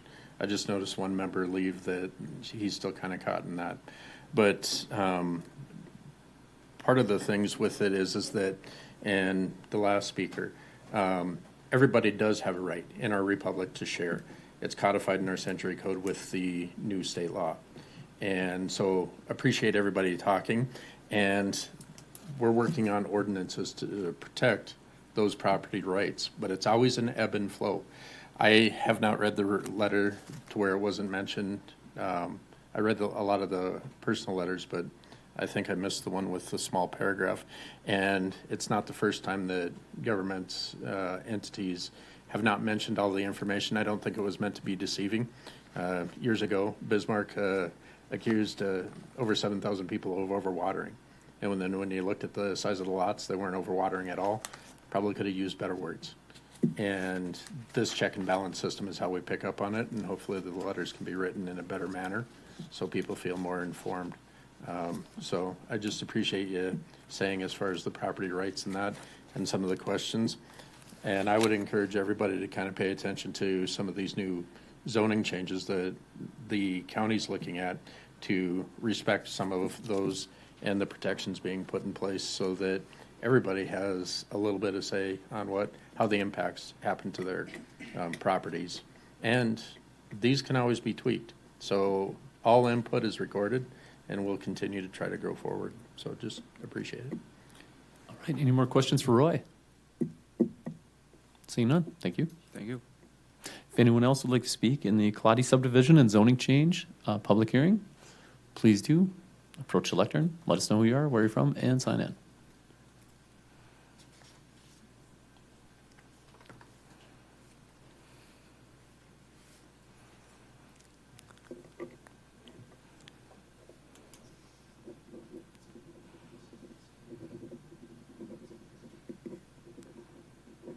I'm Karen Martinezson.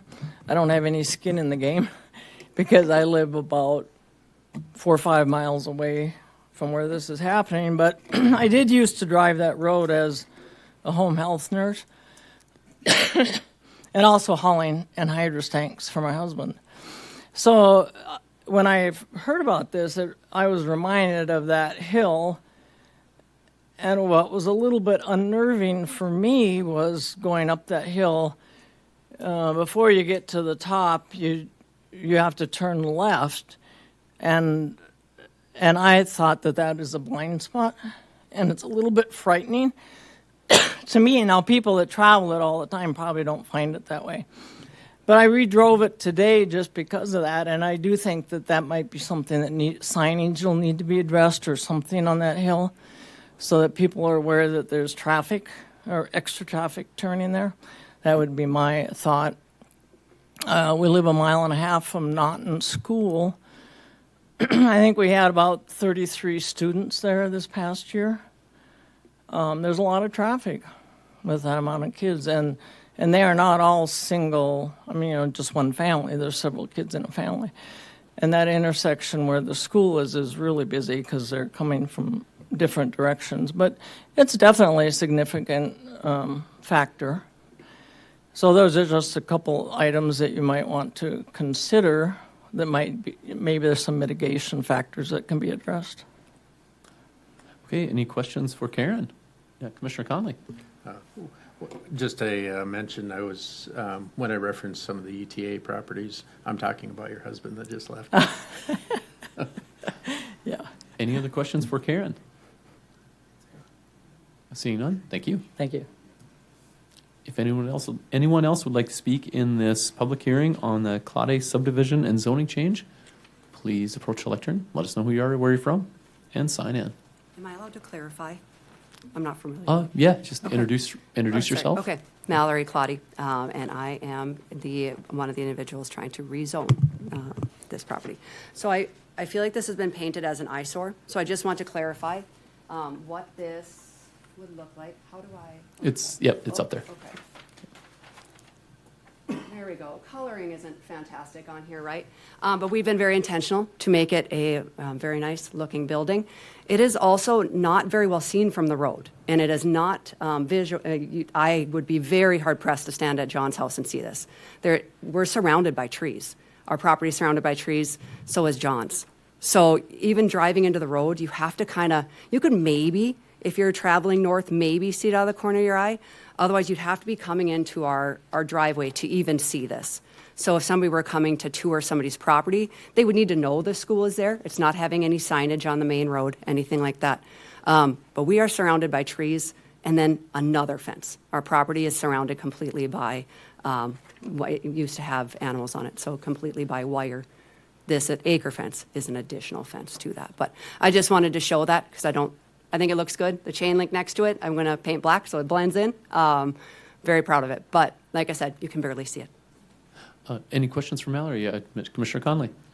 You also said that you were going to plant a lot of trees. Oh, absolutely. We've already started. How many?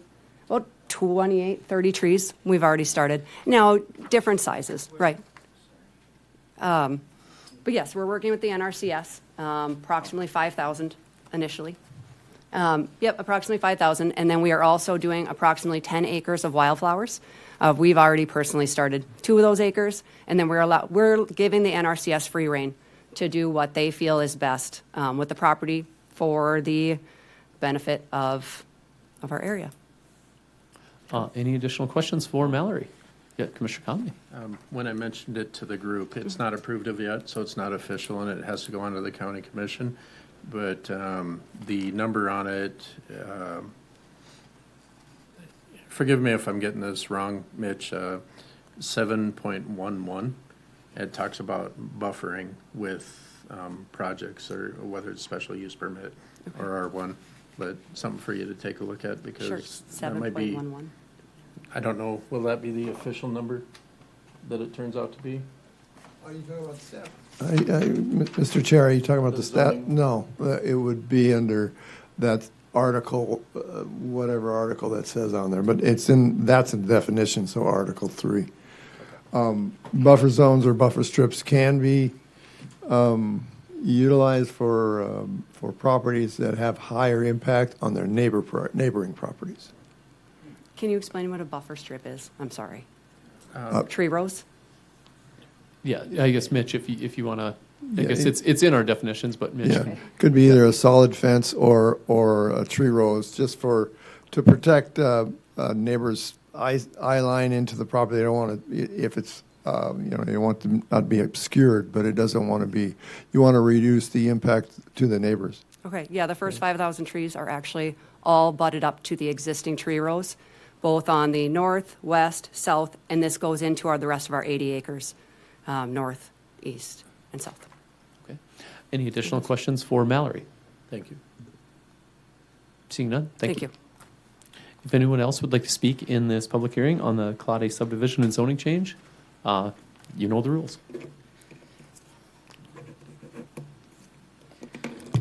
Hi, my name's Amber Caloran, and I'm actually the neighbor directly to the north of them. I was not approached. I have not met them. We've kind of just heard the rumors that the school's going to be built. At one time, we heard a wild rumor about exotic animals. So we don't chase down every rumor. So a rumor of a school being built in a rural area, I wasn't going to go past their gated road to meet them and ask. But I just want to rebut what she's saying. My front window is staring directly at this building site. There are scattered trees. There is not a tree row. I've been watching them dig the foundation. Middle of the day. This is what I'm seeing in my rural life. I moved out there in 2013. I've got 3 kids. We enjoy our quietness. Our kids just want to play in the pool, jump on the trampoline. We don't want to be worried about other kids coming on our property. I don't want to look out my window and stare at kids. I don't want to stare at that building. It is an eyesore. I don't have a lot to add from what Heidi and John have added. I agree. No one's going to want to ever buy my house with that school there. That's really not up for debate. Our roads they're not good. She can't promise people are carpooling. So let's just say there could be up to 30 people driving back and forth daily. You can't ever promise that. Those are my concerns. I don't like the liability with my property touching it because things happen. My dog sometimes gets out. People's cows get out. People's cows have been in my yard.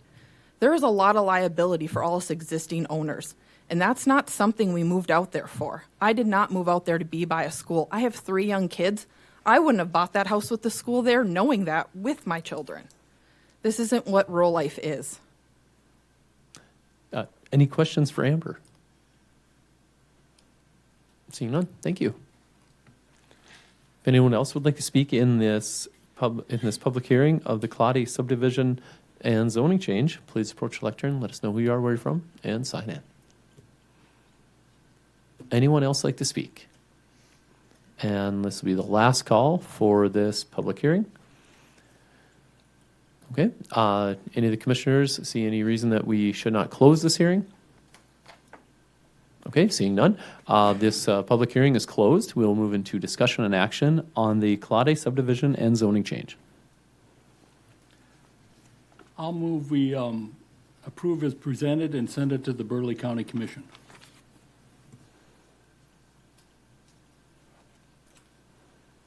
Is there a second?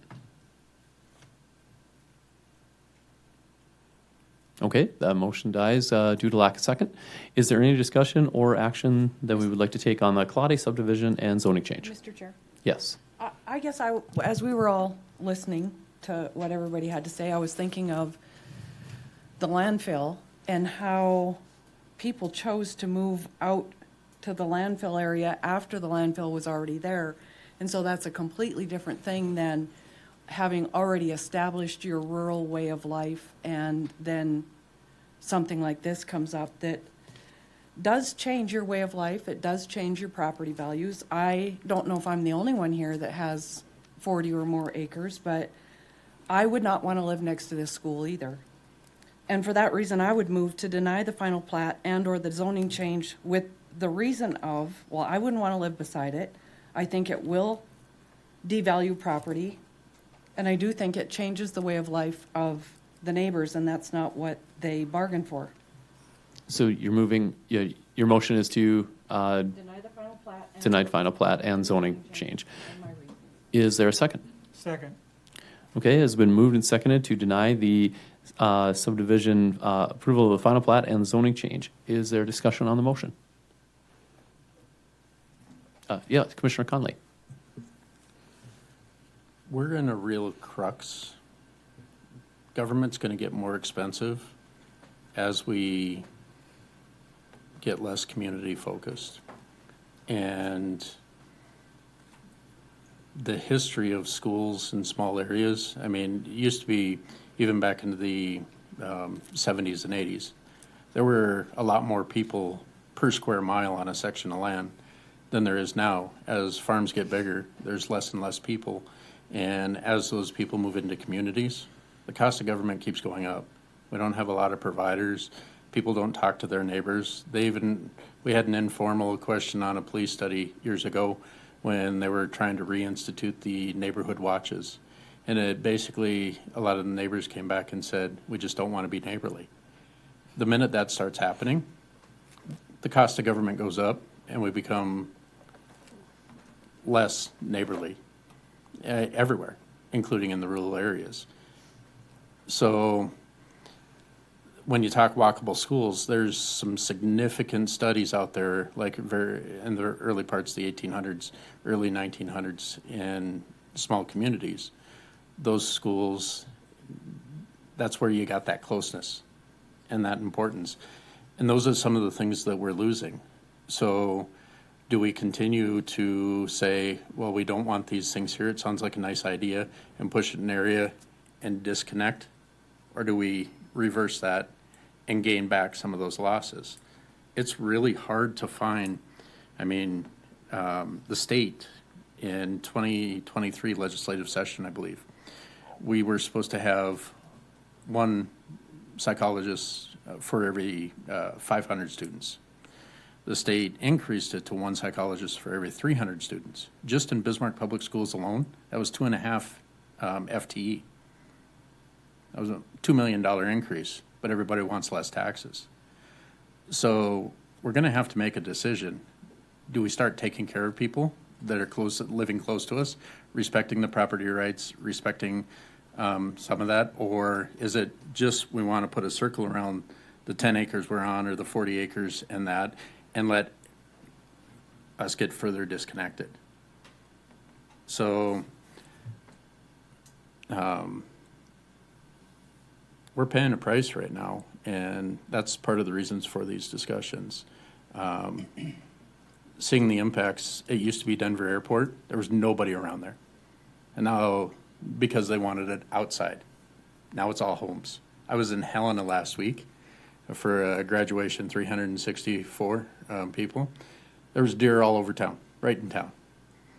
My brother's in Beach, there's deer all over town.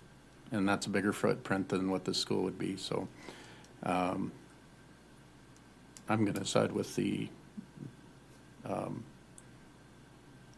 other. I'm going to say no to it just because we got to take a swing at getting closer together and taking care of one another, or we're in trouble. Any further discussion on the motion? Yeah, Commissioner Munson. Property rights is a tough conversation all the way around.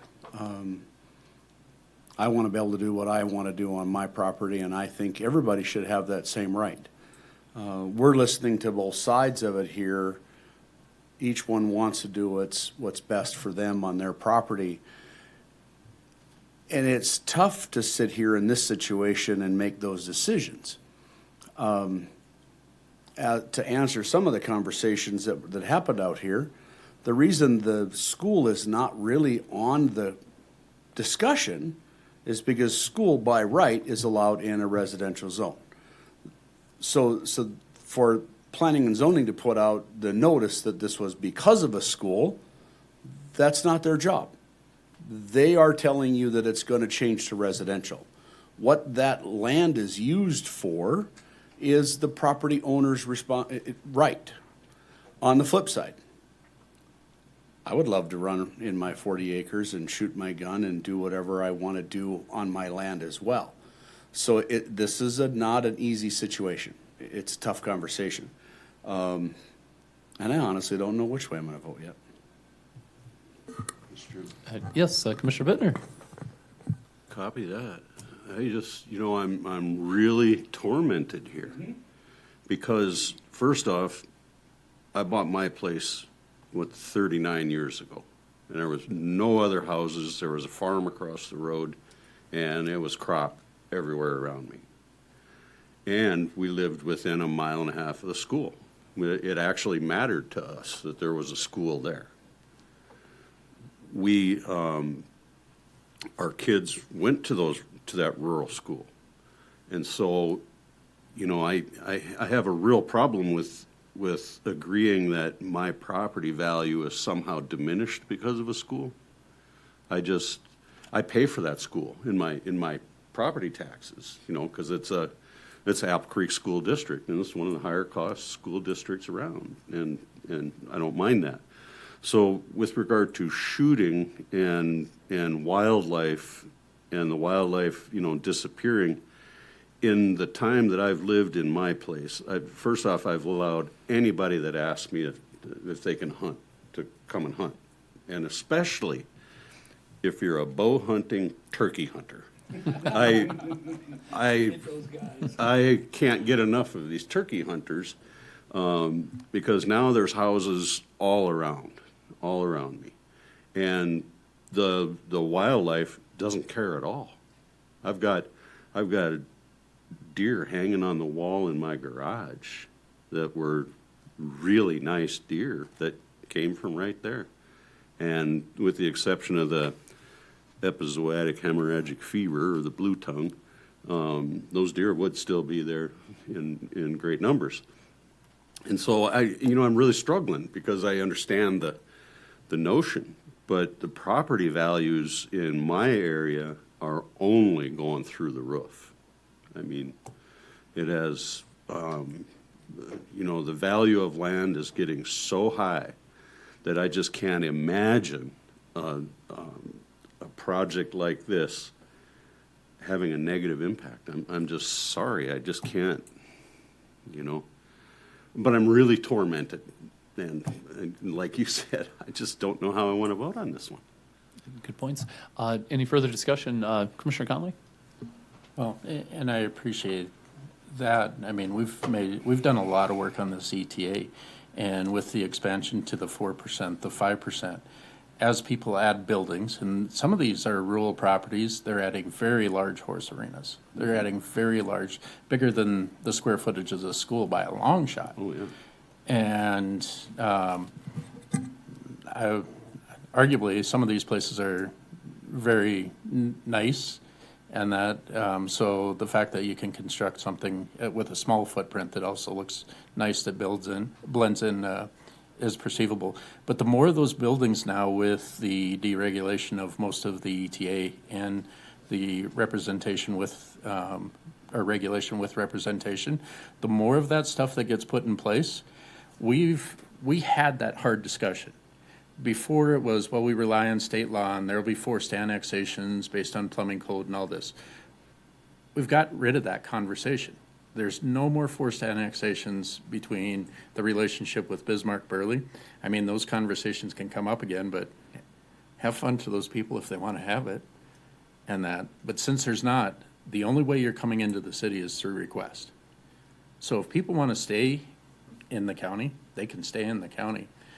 But if you really want that rural feel, it might not be buying 40 acres. You might have to buy 100, just so you can kind of control the parameters. But it's getting expensive to buy it. And if somebody else has the flexibility to come in there, everything's in flux. It comes in front of us to vet, because you don't want somebody coming in with a feedlot. I've seen those discussions. You don't want somebody coming in with a chemical factory. I mean, it's going to change. It's uncomfortable, but the benefits of school, and we're talking really young kids. I mean, we have a lot of challenges with, I think there's a couple of hundred that are unhoused kids that are bouncing from place to place in Bismarck. If we can catch them young and they can grow up whole, that's a good thing. Any further discussion on the motion? I'm going to go to Commissioner Rich here. He hasn't spoken yet, and we'll get back over here. Like I mentioned, we have a farm and ranch, my wife and I, and when we bought it in 1997, there was several other farmsteads. But now all of a sudden, homes are starting to pop up in the housing development. And I'm not crazy about it. I like rural. I'd rather have, just a bunch of ag land around me, but that's not reality. It's not my land. On my land, it's not going to happen, but the land adjacent to me, it happens. It's close to town, and it's just going to happen. The idea that you could buy 40 acres, 60 acres, 80 acres, whatever, and, I bought it and it was surrounded by pasture, and your expectation that it'll always be surrounded by pasture perpetually, that's not realistic. That's not what's happening surrounding the Bismarck area. The one thing I like about the school is we're really having issues with habitat for wildlife. And the idea that they're going to have a 10-acre wildflower patch, they're going to plant thousands of trees and teach young people about the environment, that seems like a real beneficial, positive impact on our county. It just seems like it's no downside to teaching 3 to 7-year-old kids about the environment and the importance of wildlife and planting trees and things of that nature. So that's a really positive impact, and that's why I think it was something we should approve. So that's where I'm at. Commissioner Streifel, did you have something? Or Mr. Chair. Commissioner Jarrett, yeah. So, without rambling very much, but I'll just tell you where my feeling is I think it's a great idea. I've been on both sides through this whole conversation tonight, but to me, the burden, I'm all people's property rights, not just one. So to me, if I own 40 acres and I want to change the use of that, I should be the one that takes the positive approach and works it out with my neighbors so that we still, whenever it happens, we're still a community. We still agree. I still present to you what I want to do and try to get you to understand instead of through the government saying you can do that. So that's where I'm coming at it. I'm not convinced that has been done. And so that's why I'm probably leaning toward no. So for what it's worth. And Commissioner Streifel, did you have? Mr. Chair, I was going to ask Commissioner Connolly if he'd driven out to the area because this is not close to town. This isn't anywhere near close to town. This is miles out, basically in the middle of nowhere.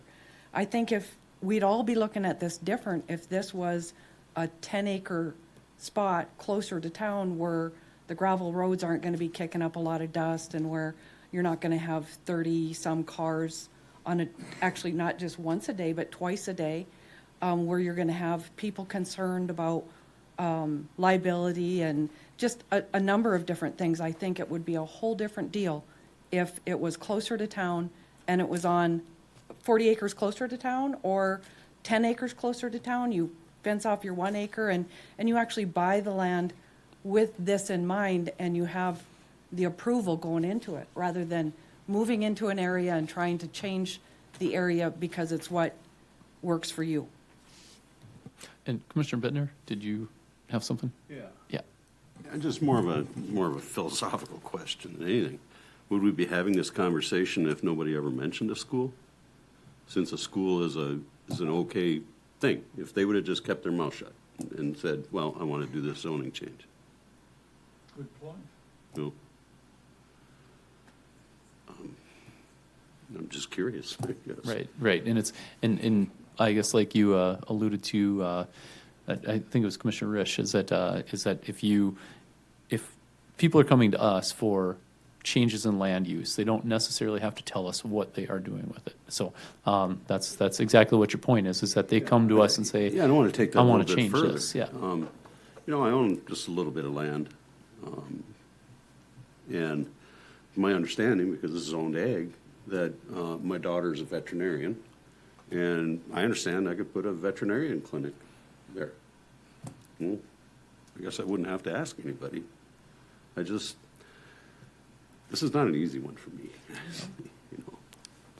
I was going to say, just in addition to that, I do always appreciate to kind of have that understanding of what people are doing, but there's no requirement to tell us what you're going to do. That we're only asking for, I want to change my zoning or I want to plat. That's all that we consider. So, Commissioner Conley. Commissioner Streifel, it's a fair question.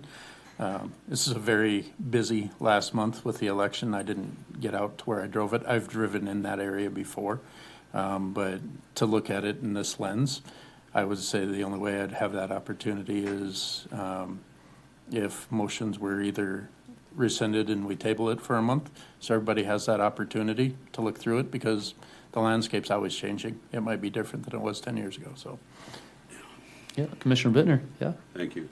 That would kind of address a little bit of my concerns, because I was making some notes, they talk about a bad blind spot and dangerous conditions, and the road isn't very good, and I'm thinking, we're highly committed to improving our county roads here, and as I was looking at Casey over here, so you folks know, the highway department's here, and they're hearing the same thing with the concerns, so I wouldn't mind having the opportunity to at least take a look at the roads and judge for myself what's the condition, because there again, when I moved into my property 39 years ago, it was a gravel road, and we complained because the traffic kept increasing and increasing and increasing. I could wash my truck and park it on the driveway.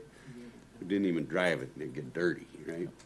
And eventually, the county came along and paved the road because of the amount of traffic, and they improved it and the whole thing, and things change over time. But stopping the development north of me, like when this development went in north of me, I purchased lots in that development. I bought 4 of the lots just to keep people further away from me. I was putting my money where my mouth was. And so I have a hard time with stopping somebody else's development of their project because of me, I mean, I bought what I could, and that was all I could do, and it's like, okay, it's your land. I would like, my preference would be to table it, because I really would want to see and discuss the roads with the county highway department at this point. Is there any further discussion on the motion? Any further discussion? Seeing none, we will move into a vote only for the reason that I don't believe, once we have closed our public hearing, we cannot table. We do need to take action. So I will call for a roll call vote. So Jacob, if you could take us through a roll call vote. I guess to restate the motion, it is to recommend denial to the County Commission of the Class A subdivision and zoning change. So a yes vote means that you want to not recommend, or recommend a do not pass, and a yes vote means you want to recommend a yes vote means recommend do not pass. A no vote means recommend do pass. Mr. Chair, So- a denial doesn't go to the commission, correct? A denial stops here. It can be appealed. Okay. It can be appealed to the County Commission. That's the way it is on the city side. That's correct. Yes. Okay. If you could take us through a roll call vote, Jacob? Ryan Bittner, I'm going to pass. No, I want an opportunity to look at it more. I'm not comfortable with saying yes or no, but in this case, I'll say no for sake of discussion. Wayne Munson, No. Mike Connolly, No. John Risch, No. Alvy Jarrett, Yes. B. Streifel, Yes. Dennis Agnew. Yes.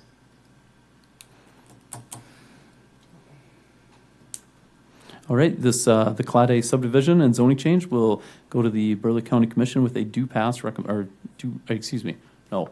No, wait. It's, It's denied. it's, okay, excuse No, me. it has Excuse not me, been denied. it is denied and can be appealed to the Burleigh County It Commission. did not get denied.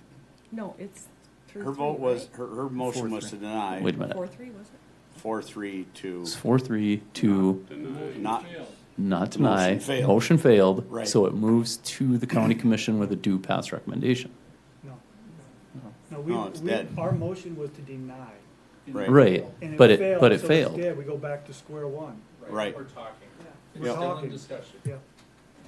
Yeah. Okay. So the let motion me kind of failed. clarify. Oh, yes, Motion failed. clarify if you could. The motion definitely failed, Right. but Yeah, correct me if I'm wrong, Mitch, in that if we move to table, it's not opening up the public hearing, but because of Senate Bill 2180, they can come back a month from now and they'll still have the opportunity to talk because of your public comment policy. And then we go through That would be correct. and discuss again. correct. So yes, I'll clarify, motion failed. I guess we need clarification on what's the next step for the petitioners. Mr. Chair, you would need a new motion to either table it or approve it. Okay. Either Thank you. one. I motion to table for a month. Second. Third, fourth. It has been moved to table for a month and seconded. Motion by Commissioner Conley, seconded by Commissioner Munson. My question is, are we still allowed to do that? I thought coming out of hearing, we had to take action. We could not table. Okay. I'm wrong in that, but yes, Commissioner. Could we possibly approve or move it to the county commission without recommendation? And let the county commission decide it? Thanks. That's not what we're about. That's maybe what we maybe could do that. I don't know why if we we're would. at but, a relative deadlock, it was going to the county commission for final decision anyway. Maybe it makes sense just to send it to the county commission without recommendation. Yeah, I guess it does. Yep, you're right. Good point. I'm in favor of tabling, yeah. Okay, so it has been moved to table by Commissioner Conley, seconded by Commissioner Munson. Is there a discussion on the motion? Yeah, just for clarification, I want to be able to discuss this with the highway department and whatnot. Yes. If there's a road problem and if there's things that need to be addressed, then we certainly need to look at that before we do anything else. So, thanks. Okay, any further discussion? Seeing none, we'll move into a vote on tabling the Claude subdivision and zoning change to the July meeting. If you could take us through a roll call vote, Jacob? Brian Bittner, Yes. Wayne Munson, Yes. Mike Connolly, Yes. John Risch, Yes. Alvy Jarrett, Yes. B. Streifel, Yes. Dennis Agnew. Yes. Okay, the Claude subdivision is tabled. Subdivision and zoning change is tabled to the July meeting. That is our final public hearing of the evening. And next things on our agenda are all the zoning ordinance changes.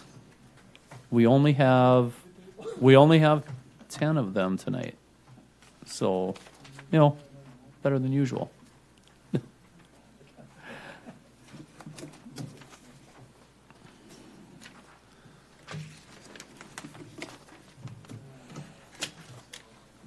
And nobody wants to stick around for the zoning ordinances? Oh man, this is the good part.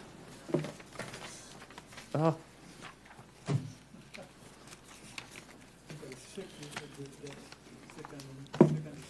Yeah.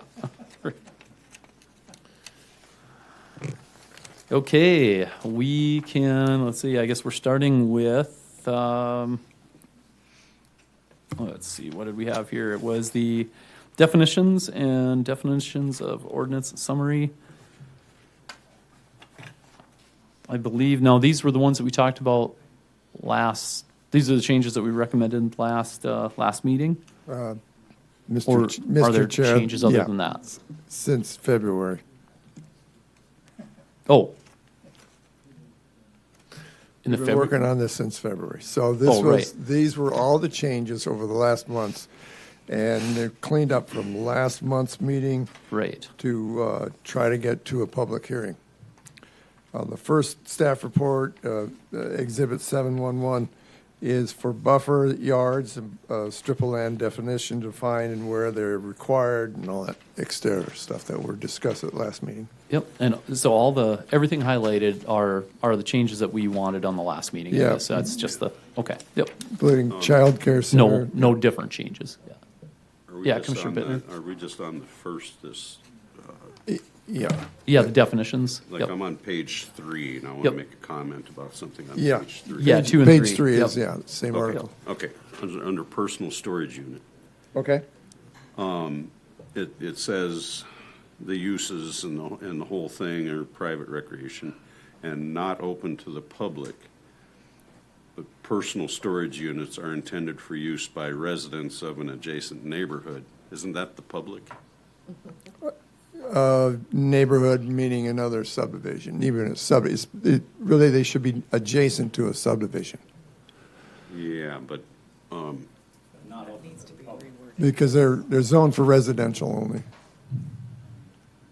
okay, so that's like in my backyard if I have one, or what are we, that's not a rental thing, what are, I'm not quite. These are getting what you- privately owned units, and it's designed to be zoned only for residential use. It's not for commercial use or industrial use or anything like that. It's for private residential ownership that for their storage. They can turn them into man caves if they want, but they Okay, so can't. They can't open the doors for business. These are the shop condos. Yeah.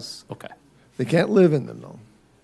Okay. They're not for it's permanent residence.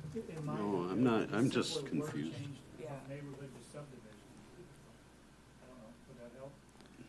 No. It needs to say that the residents of that neighborhood are the owners of the storage unit, right? I don't know. Is that what I we're think that's having what to it's call it? saying, No, right? like say if you owned a lot in a subdivision and you decided, well, I was gonna build a house, but I'm not now, and I'm gonna put some storage things there for the neighbors to use. Is that what we're talking about? Requires a special use permit, Yeah.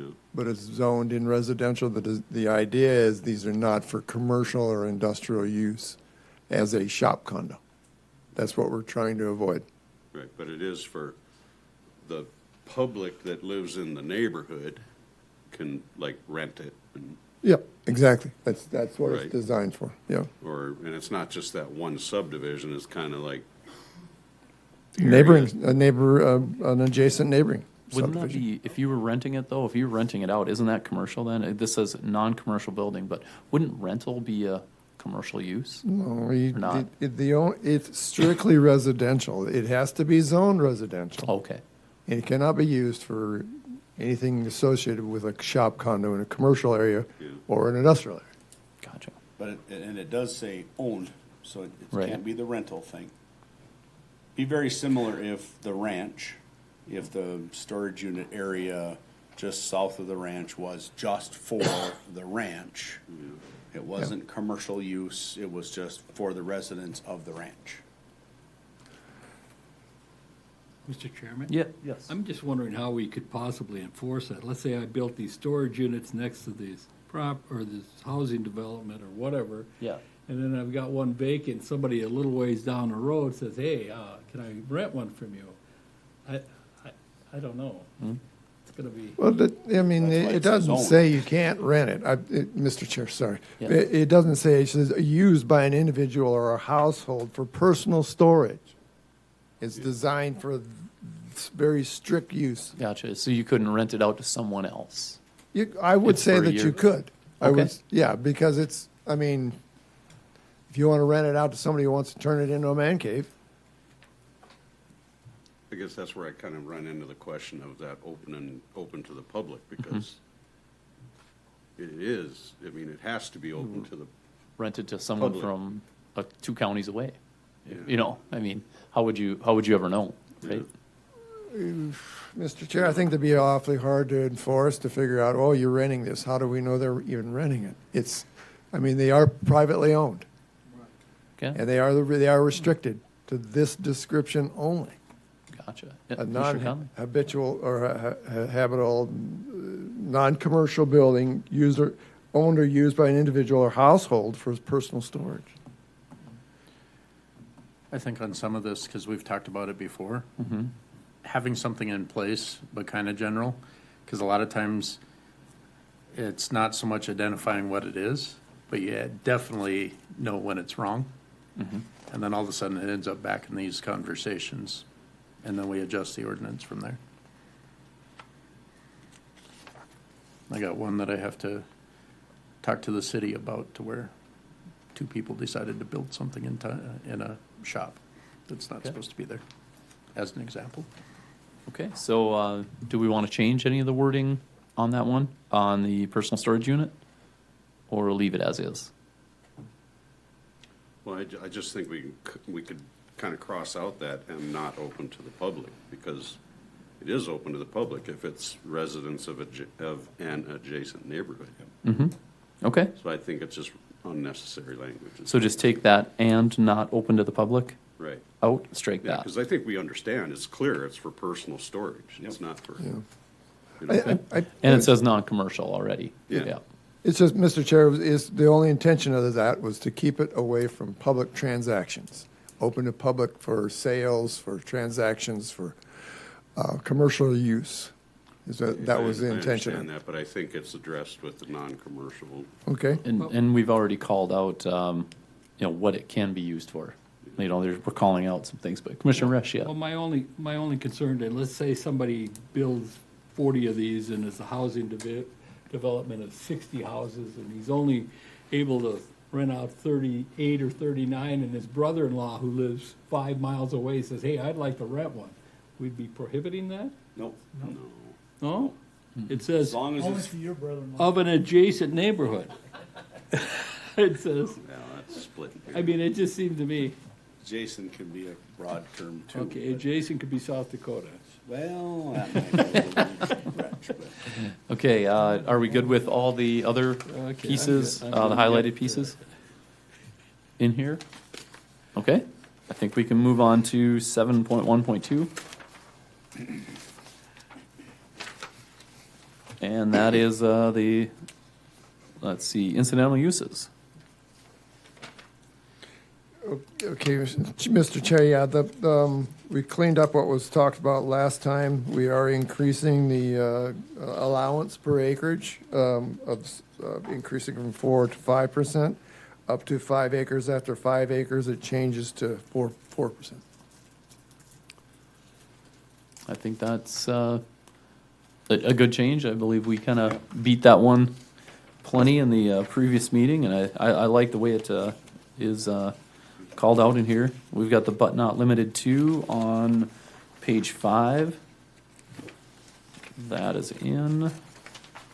And then we've got the minor home occupations. Did we change that whole thing, or was that a numbering? We reduced it to 1 employee. The sign is 1 square foot. It's allowed by use in residential zones. The major home occupancy is allowed only by special use permit. Okay, gotcha. So the minor is by right, major is special use. Okay.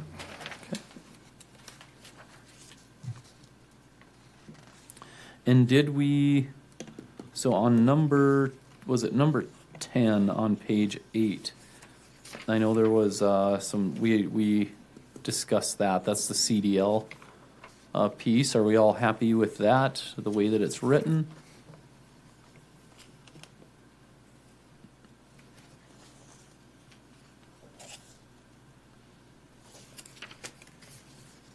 Because on the minor home occupation, also there is, the minor home occupation was no vehicles associated with home occupation which require a CDL to operate may park overnight. And on the major, it was. I thought we were taking that out. I thought we took that out. Did we take that one out of minor? Or did we take Yeah, I thought we took the CDL side out, period. yeah. out of minor and major? Yeah. Was it? Yep. And it was. So 9, okay, on page 7, 9A. A. That one we want to strike line A, or the whole little subsection A. And that would say, okay, in minor home occupations, that you would be able to actually park overnight, a CDL. Yep. Okay, so 9A on page 7. Strike that A subsection, or subsection A. Yep. Dealing with the CDLs. And then on major, let's see, where are we at? With number 10. That's number page 10. Do we change 10 or strike that? Strike. That was strike, right? I mean, Okay. it allows a CDL commercial truck, just you can't have more than one. So that allows one, but not more than one. Are we okay with that, or do we want to up that, or just not have any regulation? No, Commissioner It Risch. seems Yep. inconsistent if we were going to only allow one in major and no limit on how many they have in minor. Right. Yeah, Okay. I thought we struck it. So then just take, yeah, I don't see a need for it. take number 10 out on page 8. Yeah. Okay.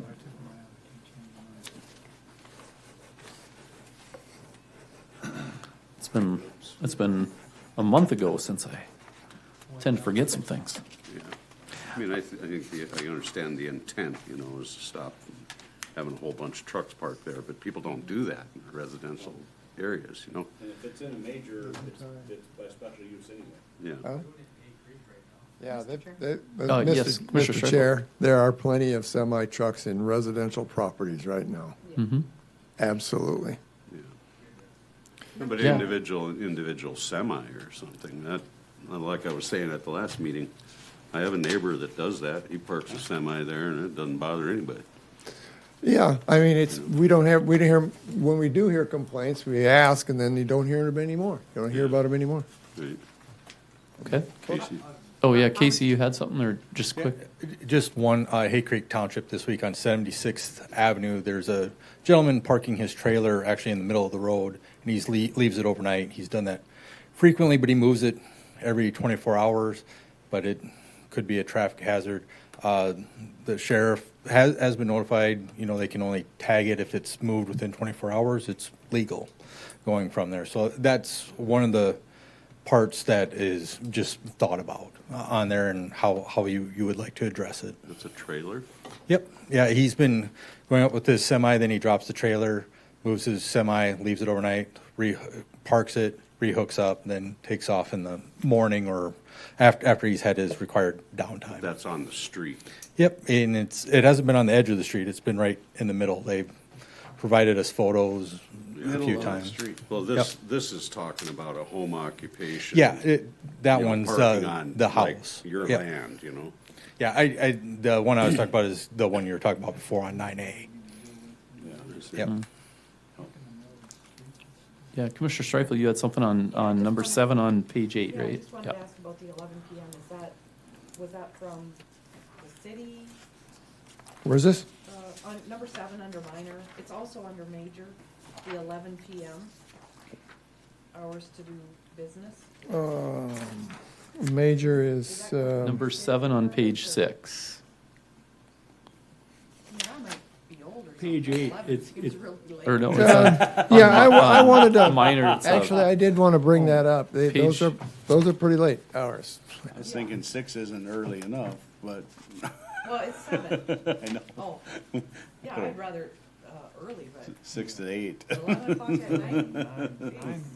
I mean, definitely change it to 9 if you want. Or We change that to, so that's on page 6, number 7, right? And Yep. it's on major also. Yeah. They're both 6, 7 to 11. Okay, so page 6, number 7, we change that to 9 PM. And on page, where's it at in major here? It's page 8, 9A. 9A, oh. Oh, there we go. Page 8, number 9, subsection A. 9A. Change that to 7 AM to 9 PM. Page 8. Page 8, number Yeah. 9, subsection A. 8 to 9. I like those hours. I go to sleep pretty close after 9 o'clock. I'm done for the day.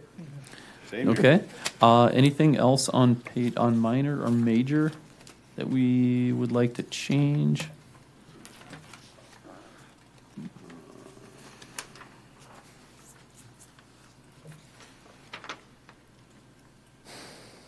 Okay, so all the changes on those are on minor. It's number 7 under minor. We changed that to 9 PM.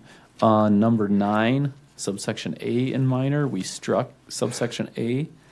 In major home occupation, number 9, subsection A, we changed that hours to 9 PM from 11 PM. And in major home occupations, number 10, we struck that whole number 10, section number 10. Okay, Okay, then, Oh, yep. we're on page 11 now? and now, okay, child care, so we can, if we're done with that one, then we can move into child care centers. That would be page 9. Okay. Yep. Okay. That's child care centers.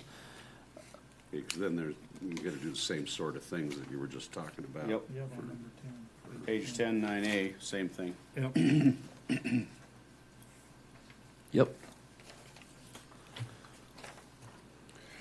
So it's on page 10, so under child care centers and major home occupations, on page 10, number 9, subsection A, change that 11 PM to 9 PM.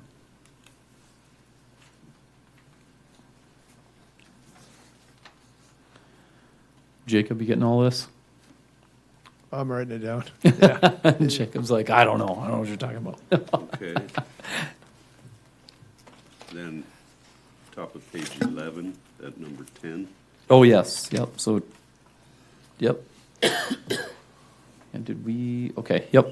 So Scratch page 11, scratch, page 11 way on top. Scratch it. Section 10, scratch that. That would match what we did before. Okay, and then continuing on down the page in section 30, you got number 3 and number 9 appear to be identical. One or the other of them we should remove and renumber. Yeah. Hmm. I was too busy. Is there, they are identical, aren't they? Yep. Which ones, what are they now? 3 Number and 3 9. and number 9. On page 11. Just scratch. Mr. Chair, I would recommend remove 9. Remove 9, okay, let's scratch 9 out of there. That way. Less renumbering? Yep. Commissioner Mr. Risch? Chairman, I've got a Yeah. question up above. Number 12, no adult entertainment center, adult bookstore in North Dakota as compassion center to dispense or produce medical marijuana. I mean, I don't do marijuana, but why do we want to exclude something that's legal, from strictly regulated, the medical marijuana? Well, mostly because we're talking home business, right? This is in major home occupation. Yeah. Oh, major, Yeah. okay. Yeah, we don't yeah. want that in a home occupation. Okay, I got I you. don't think it's appropriate. It's better in city industrial. Yep. Sure. Better Yeah, downtown. You're right. Okay, so we are on, okay, that finishes that out. That is, and then the personal storage units, we went through that one, scratch number 9. And what is section 31? It says communication tower, but there's nothing under it. We don't, yeah, and I apologize, I did not have time to put together anything in this packet for this communication tower, okay. cellular towers, communication towers. Yep. They're for radio, transmitting information by a large tower. I didn't have time to enter that in. We have nothing in our ordinance for that. It should require a special use permit. Okay, Should be a we only public hearing. have, I think there's only some regulation within some of the other regulations, like with, in accordance with, or in association with, like, say, a wind farm or something like that, but nothing on its own, right? Nothing As on far its as a own, communication correct, tower. Yeah, and so Okay. I was not able to get this into the packet in time, but Can it just be listed as per special use permit as a place setter, and we can work on that as a separate Yeah, I going could- forward? yeah, That way we're it's- not holding up the whole thing. and there's, Mr. Chair, I would say just leave it as it is and to be defined at the next meeting during the public hearing. There's not a whole lot of information that I can enter into it because they're basically just large towering structures, elevated structures that are, yeah.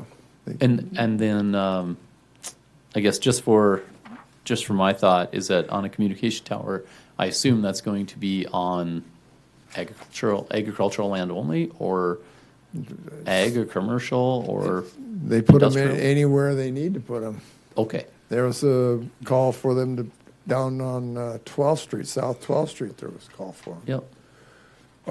So, yeah, that's, Yeah, you can see them out in the country, but you can also see them right next to the residential area too. Right, In okay, residential areas. Or gotcha, in- yeah. okay. That's just a question, but, and it's not on here, so we won't discuss it. I'm sure it'll come up at the next meeting. Okay. Commissioner Streifel, what you got? On page 11, just a quick question. Number 5, on page 11, where it says a landscape buffer shall be planted.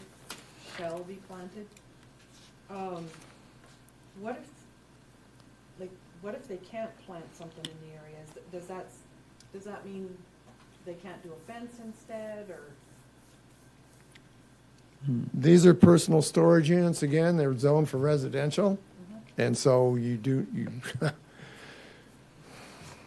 I mean, this is definitely a good place for a buffer zone. I think what you're asking about is that does the buffer have to be planted? Could it just be a visual privacy fence? Depends on this board, depends on the county Okay. board too, because they would determine if there's more an intense use and more of an objection, or if, there's room especially. I'm thinking that to starters would be a solid fence. Right, 'cause Yeah. some planted is gonna take a few years. Yep. So I Right. just think maybe we should put installed or Well- something different than planted. In our buffer, I I was just would- looking back at definitions on buffer. Okay. Did we call that out in there? I could just put a buffer strip, a buffer zone would be required as part of the requirements of the personal storage unit. Mr. Chairman? Yeah. Rather than saying planted. Yeah. Right. It's required. But Mr. Yeah, yep. Yeah, Go Mr. ahead. Chairman, There you go. I mean, if you build these things and you plant the buffer zone, you're not gonna get the buffer zone For a while, immediately. yeah. So that gives them a little time to grow up, I suspect. And when you submit your plans, you have to have the buffer Sure. on your plan. You have that buffer in your plans, but what I'm saying is, they're gonna be pretty small for the first several years. And It'll take 10 years for well, it gives the guy the opportunity to build it and put the plants in at the same time, and then, be in compliance. There's some bushes and trees, our next door neighbors, just to the west of us, they planted them 3 years ago, and they're as high as the telephone poles right now. Yeah. I think grow. I think some of the concern is that how fast is that gonna take effect, right? It's, okay, you can plant something, but if you're looking for visual privacy right away, A buffer shall be required. Yeah, I think Yeah. Commissioner Streiffel's concern is, we're saying planted, that requires a tree. yeah, It really should just be required, because it could be a fence. okay. Yeah, So we I changed the mean, wording to So just remove landscaped and change planted to required. a buffer shall be A buffer required. a buffer zone is required where Yep. personal storage units are adjacent. Yep. And as part of the special use, back to that question of what you put, that would be up to this board and up to the county board. If you want to plant trees, give us a list of what the trees you want to plant. Or, definitely a fence, solid fence is for that's minimum. Well, Mr. Chairman? Yeah. Well, most of those places are gonna have a fence around it anyway for security, but it'll take a while for the trees to grow up, depending on what they plant. Okay, so number 5, we'll do the reworking on that on page 11. And then we are into Ag District. And what do we got for changes here? It looks like these are the permitted uses. We added 5 permitted uses. Right. Commercial greenhouse, portable storage containers, accessory solar energy, temporary sales of certain items, and minor home occupation. Those are the allowed uses in ag zoning. Yeah, I know on portable storage containers, you Yeah, said. that was discussed last time. Yeah. And, Mr. Chair, sorry. That was discussed last time, and you guys didn't want to have, you kind of just basically did not want to have storage units on there, or the Connex boxes. In ag, though. In ag and residential, because you're saying we're restricting agricultural then. Right, that that would be a permitted use, portable storage containers on ag land. Right, because basically in your ordinances, if you don't have it in there, or if there's nothing similar that can be described as part of that, then they're not allowed. Right. That's, okay. so it's I- going back to not I- trying to restrict agriculture. Right, I would say we leave it in, portable storage containers in ag, yeah. Yeah, I don't have any problem with that. My concern was in a residential neighborhood, they just don't belong. Yeah. But if you're on ag, So my next question, Mr. Chair, would you restrict that to, not again, I don't want to restrict ag, but are you saying, how many storage units, Connex boxes per acre? Yeah, I know we talked about that last meeting about like a density type of number. Yeah. Do we want to put some sort of a density in there of that allowed use would be portable storage container at a certain density, or just say portable storage containers, you want to have 95 of them, you sure can. Do you want to say for personal use, and so that you're not renting them out for people to store stuff in, or, I mean? That's a good point. I mean, up for discussion, 'cause I could fill definitely. up 20 acres of storage containers and rent them out and make some pretty good money. Good. Could be, I could add for personal use only. That makes sense. That would make sense. Then it's not a commercial business. Do But you what want- if I turn them into a greenhouse? Then no, I'm joking. some. Because that's yeah, exactly. That's a bad I'm grow- use of a growing- Connex box. Growing mushrooms, right? Yeah. No. Well, some people love them, and they have a bunch yeah, of them on their property. So we're going to change the wording on that. Portable storage containers for personal use, Correct. right? Okay. On number 16, that's number 16 on page 13. You want to limit it to number per acres? No. Or Nope, no? just portable storage. Portable storage containers for personal use. Okay. And then we move on to special uses. And it looks like we added temporary sales of fireworks. That was the only special use that we added. Right. I think we're good with that. And then in section 5, yeah, we move on to just R1, don't we? Okay, that's all for ag. Yeah. Ag zoning. R1, our changes were the chickens, chicken hens and coops. Mhm. And let's see, what did we change on that? It was, did we change? No, we didn't change the number The chickens? of chickens. No. That's what the ETA had, right? Right. This is similar to what is in place now in the ETA. And so it's, yeah. Okay, so we didn't change anything on that? Or what, I know it's highlighted, but, so I was just wondering what We changed added in it. We added it because it was. It's new. Anything that's Oh, that highlighted, whole- this okay, is all okay. proposed. Yeah. Got it. Okay. But from It the was last meeting, essentially- we didn't change anything. Yeah, it was pulled from the city and added to the county because of the ETA impact. So permitted uses, and then we added minor home occupations, family foster homes for adults, childcare centers with a special use permit, portable storage containers, maximum 1 per 5 acres, and accessory solar energy and personal storage units allowed with special use permit. Right. So on And- portable storage containers in R1, maximum 1 per 5 acres. That was, I put that back Yep. into, because there's a lot of them that are out there right now. And or what is the max and minimum acreage on R1? Max, you can be, well, I mean. It's pretty much 10. We have 40 acre parcels that are ag. I Or remember R1? R1, yeah. Yeah. Typically what we're seeing is under 10, right? But that would be 8 storage units. Typically. Well, no, 10 acres would be 2. Right, but 40 But if you had acres. 40 you would could be do, 8. yeah, 8. Right. I mean, I mean, I think 1 per 5 is good. Yeah. That's exactly what Jim Small said last. Like we talked about, it's like just, if you hide it, generally nobody's got a Yeah. complaint. well, nobody complains and, yeah. Okay, we're good with the highlighted items on Yep. on that? I am. Okay, yeah, moving down. And that is it, so that's it for R1, on to R2. R2s are the permitted uses, we added minor home occupation, and childcare center and major home occupations under special use. Good there? Yep. Okay, that is all for R2, very little. and then R5, which is the manufactured homes.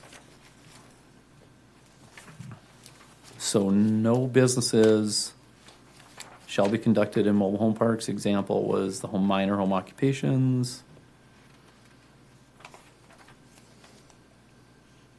Then it looks like we've got some development standards here. Mhm. Any issues? Still keeping those clotheslines in the rear yard? I've got a question, Mr. Chair. Yes. Where it says anchoring these mobile homes? Mobile homes Yeah. down. Do we even do that in the city? Maybe Commissioner Conley knows. Do they have to be anchored to the ground, a mobile Oh, home? yes. Yeah. Oh, yes. It has to be anchored. Yep. They have to be footed. Okay. Okay. Be in Burleigh County, have to be on a permanent foundation. Piers. In the Okay. city, they don't. Yeah, I think they would. I mean, that's, Century Code allows them on, if they're brand new, they're required to be on a pier footing. We have mobile home parks where they're not on. Right, they were Foundation. grandfathered in. So if you're looking at colonial estates and those type of things, they still have the mobile undercarriages. But if you like Mitzel's off of Hay Creek, those are on footers. Got it. Yep. And then for the mobile home park, the park requirements, we're good with the numbers on that as far as square footage? On page 24, number Oh, one. yes. Isn't that a little odd to put a list of the park residences along with their addresses? I mean, Which I page don't are know, you is that, on, Dee? so page 24, number 1 under section 7? Under development standards, I don't know, is that common? I, I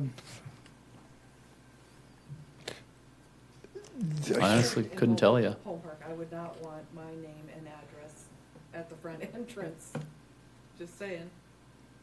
That's a good point. Yeah. A lot of violence going on out Yeah, there. it's- What Okay. useful purpose is served by having that? Not sure.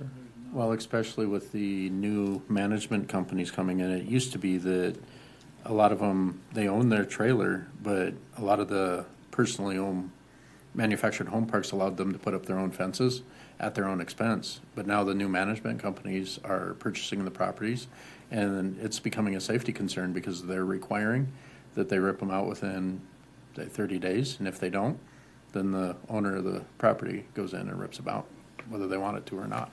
So they got people walking through their yards, there's a lot of concerns.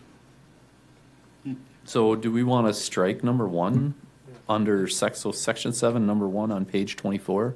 Yeah, let's try. Strike that? Yeah, I Okay. would strike it. Keep more privacy? Okay.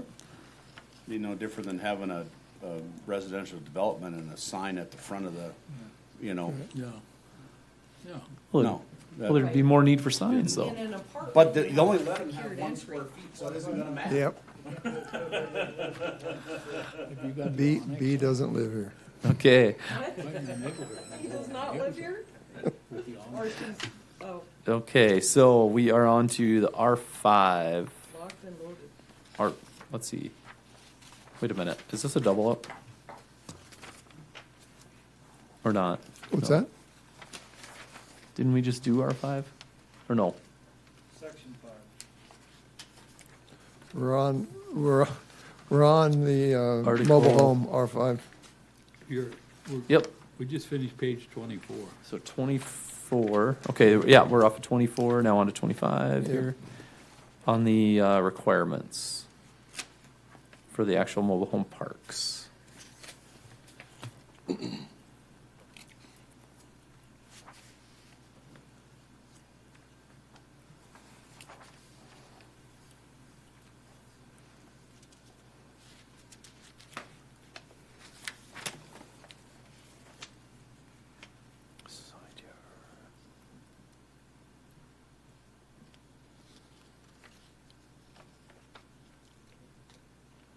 So it's a 6-foot setback from the From the side side lot. yard, okay. Yep.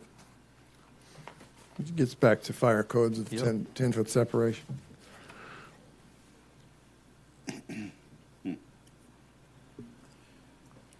Because I don't see anything in there that's And some of these, I think we adjusted at the city level a little bit because the parameters of new trailers and how they build them are different than the old builds. So we tried to accommodate, because if home parks would upgrade, so we don't end up with trailers that look like 24th and 26th Street. So you took the setback down or farther down, or? I think that's where I seem to recall that the 6-foot number kind of came in as kind of to allow for some of that spacing difference to accommodate some of the newer construction trailers. Okay. That was a long time ago, but I think that was part of the conversation. All right, everybody good with the items on page 25? Highlighted items anyway? Okay. Moving on to, looks like page 27. Mr. Chairman? Yes. On section 12(1)B, no business shall be conducted. I thought we were going to allow some home occupation in the mobile home park. Not excluded minor. completely. Nope, I think we actually called out no minor home occupation. Okay. Right? No minor home occupation. What if a guy wants to be a gunsmith or a seamstress? Or did we? Page 24, section 4. Exception for no business was the minor home occupants. 24, section 4? Right. On page 24. No businesses. That means, for example, minor home occupations. Where's that at? Page 24. Where's it at? though? Section 4, close to the top. Close to the top, yeah. So does that mean exception or example? Exception. Oh, that's exception? Oh, I thought Yeah. you meant, I thought it was example. So, yeah, we That's probably why should I put asked. Except Yeah. so Exemption. we're allowing minor home occupations? In mobile homes, yeah. Okay. And to some degree, if you've seen these 30 and 40-page lease agreements, the owners are defining that before it'll ever get here. Okay, so. Yeah, they will, they'll do it to us. So Mitch, on page 24, under section 4, number 1, subsection A, that says EX, please put except for minor home I'll put occupants. an EXC. I read that as example of what you can't have. Okay. I'll put an EXC, Then that period. that conflicts Yeah, with, in exception, or somehow, so it's exception, yep. but the reason I brought up page 27, it seems to conflict with that section in 24. If it says, no business shall be conducted, when we allow minor home occupations up front. On page 27, section 12. 1.B. B. If we're gonna allow it here, we should probably strike it there. Or add except? Put exception and Or do we minor- just take, minor or do home we just take B out because it's already called out earlier in the, Well, yeah, you take it out, it's already called out. right. So on page 27, section 12, number 1, subsection B, just take subsection B out. Because we've already called business uses out earlier in that. Under section 12. Yep, Yeah. under section 12, just strike that subsection B under number 1. That says business uses no business shall be conducted. And to kind of give you an example on some of these leases, they're not even allowing them to drink out of red plastic cups or, I mean, it's Oh, yeah. absolutely, There goes the no red toys. plastic cup show up. No toys in the yard, no, I mean, they're getting really strict. Can't put up a flagpole, can't keep. The, okay, so anything else on page 27 that needs to, are we good with the community storage buildings? I think it calls out pretty much on the activities. I mean, no activities other than storage of vehicles or household goods by the residents, so it's not like you can rent it out.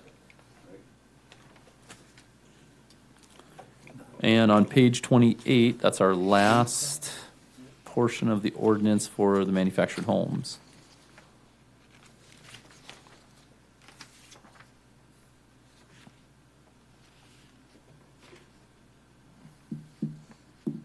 Okay, so the community storage buildings have to come here.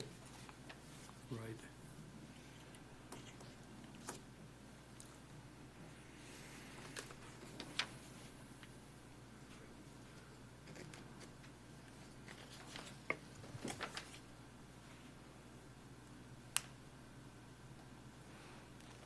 And so no more than 4 in a, so you can make just groups of 4, right? Is what how I'm reading that? You can make groups of 4 as long as they're 12 feet apart. On page 28, letter C.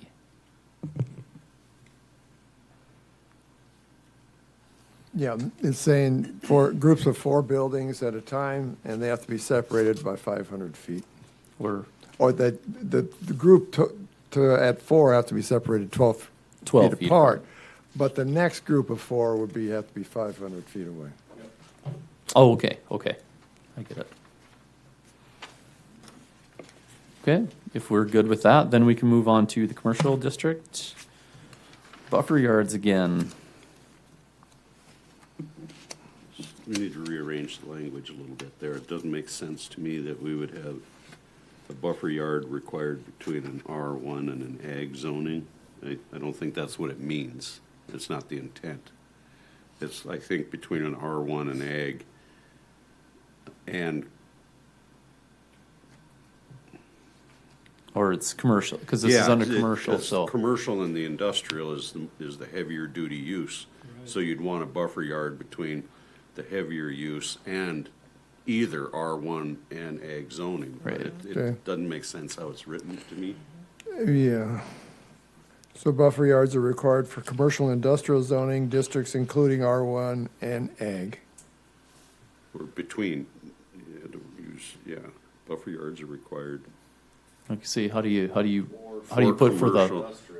the higher, what did you say, the higher impact or the higher use? Yeah, Higher intensity use, right? Yeah. Okay, got that one, Mitch?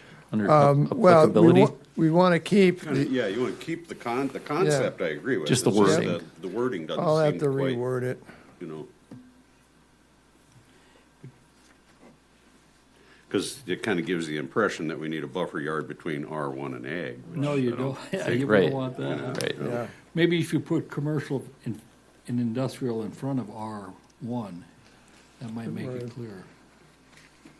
Buffer yards are required in commercial and industrial zoning districts between, Yeah, I'll have to work on Just that one. separate it, R1 Yeah. or ag. Yeah.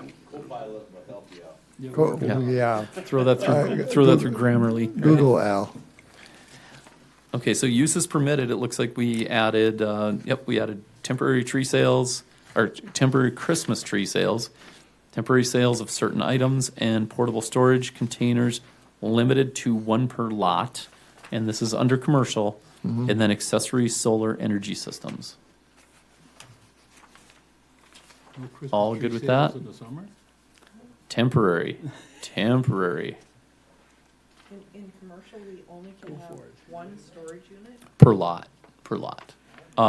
Portable storage container per lot, yep. Is how it reads now. Are we good with that? I mean, this is all up for discussion. I think that's a little restrictive. I think, I agree with Commissioner Streifel. If you're in commercial, should be allowed, your lot might be quite large even, you know. What if you're in the business of selling portable storage containers? No, you only get one on a lot at a time. That's it. So I don't know. I honestly think on commercial, and this is, I'll throw this out there, that we just say portable storage containers are an acceptable use and just take the limit off. I agree too. Because it is commercial, it's commercial use. And it's gonna go through special use anyway. No, this would, Commercial, no, it's this would be zoning, under zoning. permitted use. Yeah. So this be like Crossroads where they did their band out back of their building? Yes. They've used portable storage containers Right. as a They fence. built a fence around it, Yeah. and put them in there. So I would, on number 21, under permitted uses, just take off the limit on that and just say portable storage containers are Okay. permitted. So under special uses, looks like we added temporary farm and garden produce sales, childcare centers, communication towers, drive-in banks, temporary sales of fireworks, retail liquor sales, micro brew pubs, and domestic distilleries. Mr. Chairman? Yes. My only concern is in commercial area, I don't know why we wouldn't allow farm and garden produce sales without a special use permit. Is there a reason for that, Mitch, you think? Yeah, we talked about that being the farmer's commercial. market. Move it to permitted, you mean? Or, Maybe we should put it to permitted. I mean, the farm and garden. so I think when we talked about it last meeting, we talked about like a TSC having farm and garden produce sales like in their lot. I think that was the example, so. It's commercial to be in. Yeah, that's fine. I mean, you've got them at Runnings, you've got them at TSC, you've They're got. all over the place. Yeah. So do we move that up from special use up to Permitted. permitted use? But then why would you, number 20 is temporary sales of certain items. Well, what's certain items? So then Now just, you're just gonna put up their, temporary farm and garden. Well, Yeah, we could just take it out and leave it Well, as at that- an at allowed that use point, as temporary You sales. could scratch then take Christmas temporary trees, Christmas too. tree sales too then. because it's certain items. Certain items, pretty So, broad. so if we took out of under, let's see, what is it? It's permitted uses, number 3 under commercial. If we took out, scratch number 19 out under permitted uses and scratch out under special uses, number 2, which is temporary farm and garden produce sales. And just, they're all considered under number 20, which is temporary sales of certain items. I think that tidies it up. Except for fireworks. That's special use. That's absolutely. That's listed. Then that's, exactly, so we're leaving that one, yep. Okay. Sounds good. Okay, that cleaned that up, looks like the numbering is correct now. All right, so then we move to industrial, district regulations. So we have the same thing on. Yep, the wordsmithing on buffering under section 2, number 1, subsection A. Same wordsmithing as commercial. Or that we did in commercial. That's on page 33.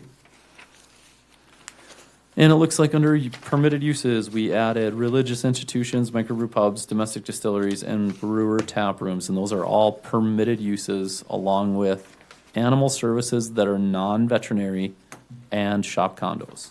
So those are all permitted uses. Yep. Everybody okay with that? And then under special uses, we added retail liquor sales, childcare centers, communication tower, asphalt production facilities, both permanent and temporary, hazardous material bulk storage plants as special uses. Mr. Chairman, Yes. are we gonna be, Mitch, you said you were gonna look at this communication tower, maybe apply it to other zoning areas as well? Because it's a special does it- use in commercial and industrial now, but, Okay, but I but mean, then, right here yeah. in Bismarck, we've got them in residential Yeah. areas. Yeah, and I think we put it in there in the residential for special use. Did we? Yeah. Okay. Yeah, so if You we, just want a special use to make sure we know where they're going. under that separate header that we had, then if we put something in there, then we would probably pull it out of commercial and industrial special uses, because it's gonna have its own call out, right? Or Just a minute. for the communication towers? Would we pull that out of commercial special use and industrial special use then? I wouldn't. Or does it still stay there? Yeah, they're, Okay. these things could be 100 feet tall, 120 feet Yeah. tall. Some of them are 200 feet. Yeah. Yeah, Commissioner Conley? Prior to me being on the commission, but I was, as an advocate, talking a lot, the water tower that they took down just south of Boulevard, because they had all the communication towers up there. And there's certain federal and state laws that come into it. But there's only, since they triangulate, there's only certain parameters, so you're almost forced to go into areas that are uncomfortable, I guess you could say. That neighborhood really fought hard and they were able to buy it. They built a house on it because the communication, they could have just bought another lot 2 ways down. They wouldn't even had to ask for a permit. They could have built it there. So I would say, Mitch, upon your research in that, maybe review some of that terminology that was used so we don't catch ourselves in a exploited, so to speak, because Verizon at the time, they basically said that they could do anything they want and they had unlimited resources. For I remember that being communication part of- tower. Yep. And Yeah. what was the zoning? Residential, wasn't it? Yeah. There, Yeah, because they didn't, the city doesn't have anything on communication towers. right. Yeah, so I mean, there was, then, I they do just remember now. the conversation. Yeah. So it might be worth, I'll see if I can't find or I'll ask for it and forward it It's to in the you. draft stage now, they're still working on it, so. Okay, so. I But just yeah. remember the conversation because it was a really hard-fought thing by the residents in that neighborhood, in the Cathedral District. Well, so I don't have it in the R1. I don't have it in ag either. Right. So I think it should be allowed special use in either one, Okay. because those communication towers are important to the residential areas, but it should be allowed only by special use. Special permit. use, yeah, because it's special use in commercial and industrial, but do we want to add it to R1 and ag for special use? I would. Okay. I think we're going to need to. I think based on some of our discussions, people are gonna want to say in it. Yep. So communication tower in an R1 with, Under special Special use, and then ag, special use also. basically, we're allowing these things in an R1, ag, commercial and industrial. And industrial, special All use. special use. Correct. What Yep. about R5? R5's the mobile home. Well, I guess, I mean, that was in a mobile home park. they dump everything else in the park. Well, and probably one side Put all note to the that, 5G towers there. because I remember getting the call along 71st in Washington where they just put that one up on the west side of the road. Okay. I think the permit was passed by the board in like 2016, 2017, and they didn't put up the tower until last year, and I got quite a few calls on it. So I wonder if there shouldn't be, like, somewhere within the special use permit that 2 they years. have to construct within a certain time. Burleigh County, it's 2 years. Okay, Okay. good to know. All right, so anything else on 35, 36, and 37? On 36, number 2, Mm-hmm. did we talk about that first sentence? How, maybe concrete products can't really be in a completely enclosed building or behind, this has been fixed, right? Yeah, I Oh, think which we page? added the 8-foot privacy fence. Yeah, Okay, so we behind, added yeah, It's or, yeah. Instead of just the enclosed building. Yep. yeah. It says or, Mhm. 8-foot privacy fence.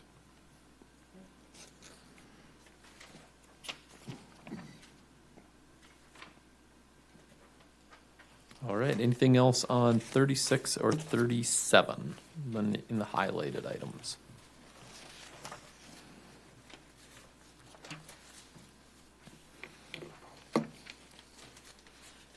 All right, if not, Mitch, at the next meeting, are we bringing this to Well, a consent agenda, or is it public hearing? What's the Um, next step on this? well, I need to do a resolution Okay. at the next meeting, and then we'll set it for a public hearing in August. Okay, it'd be August, so then I think the only thing that we needed to have for verbiage yet was the communication tower portion, which you're working on, Mhm. and then just the changes we made tonight, so. Yeah. Okay, so it'll come as a resolution or into a public hearing likely in August. Yeah, be a resolution to draft amendments for the ordinances, and I'll give a list, Okay. and then you guys will approve the resolution here, and we'll set the public hearing in August. And do we have to have two public hearings, or is it a Yep. public hearing here and a public hearing at the county commission? We can have them here. We'll just have both here? Yeah. Okay. Okay. What are the Well, it'll still go to the county commission. For final but approval. We'll have the hearings here. Yeah. Our ordinance is required to. I just didn't know if there was a hearing here and then the second one at the county commission, but we can have them We both here, can, right? it's, I guess to me, I'd rather have them here. I don't know why we would burden the county commission with those hearings when we Yeah. have representation here anyway, so. The two public hearings was related to ordinances under the home rule charter, not under this. well, Century Code calls for 2 public hearings when you change your ordinances. It requires a public hearing, a resolution, and then 2 public hearings. Okay. Not a problem. I mean, we'll do whatever's necessary, but, yeah. Ponder that. Yeah, yeah. If we get by with one, great. But, if we need to, that's not a problem. Any other business that we need to discuss this evening? Have a happy 4th. All right, it's been moved to adjourn and seconded. Is there any opposition to adjournment? Hearing none, we're adjourned.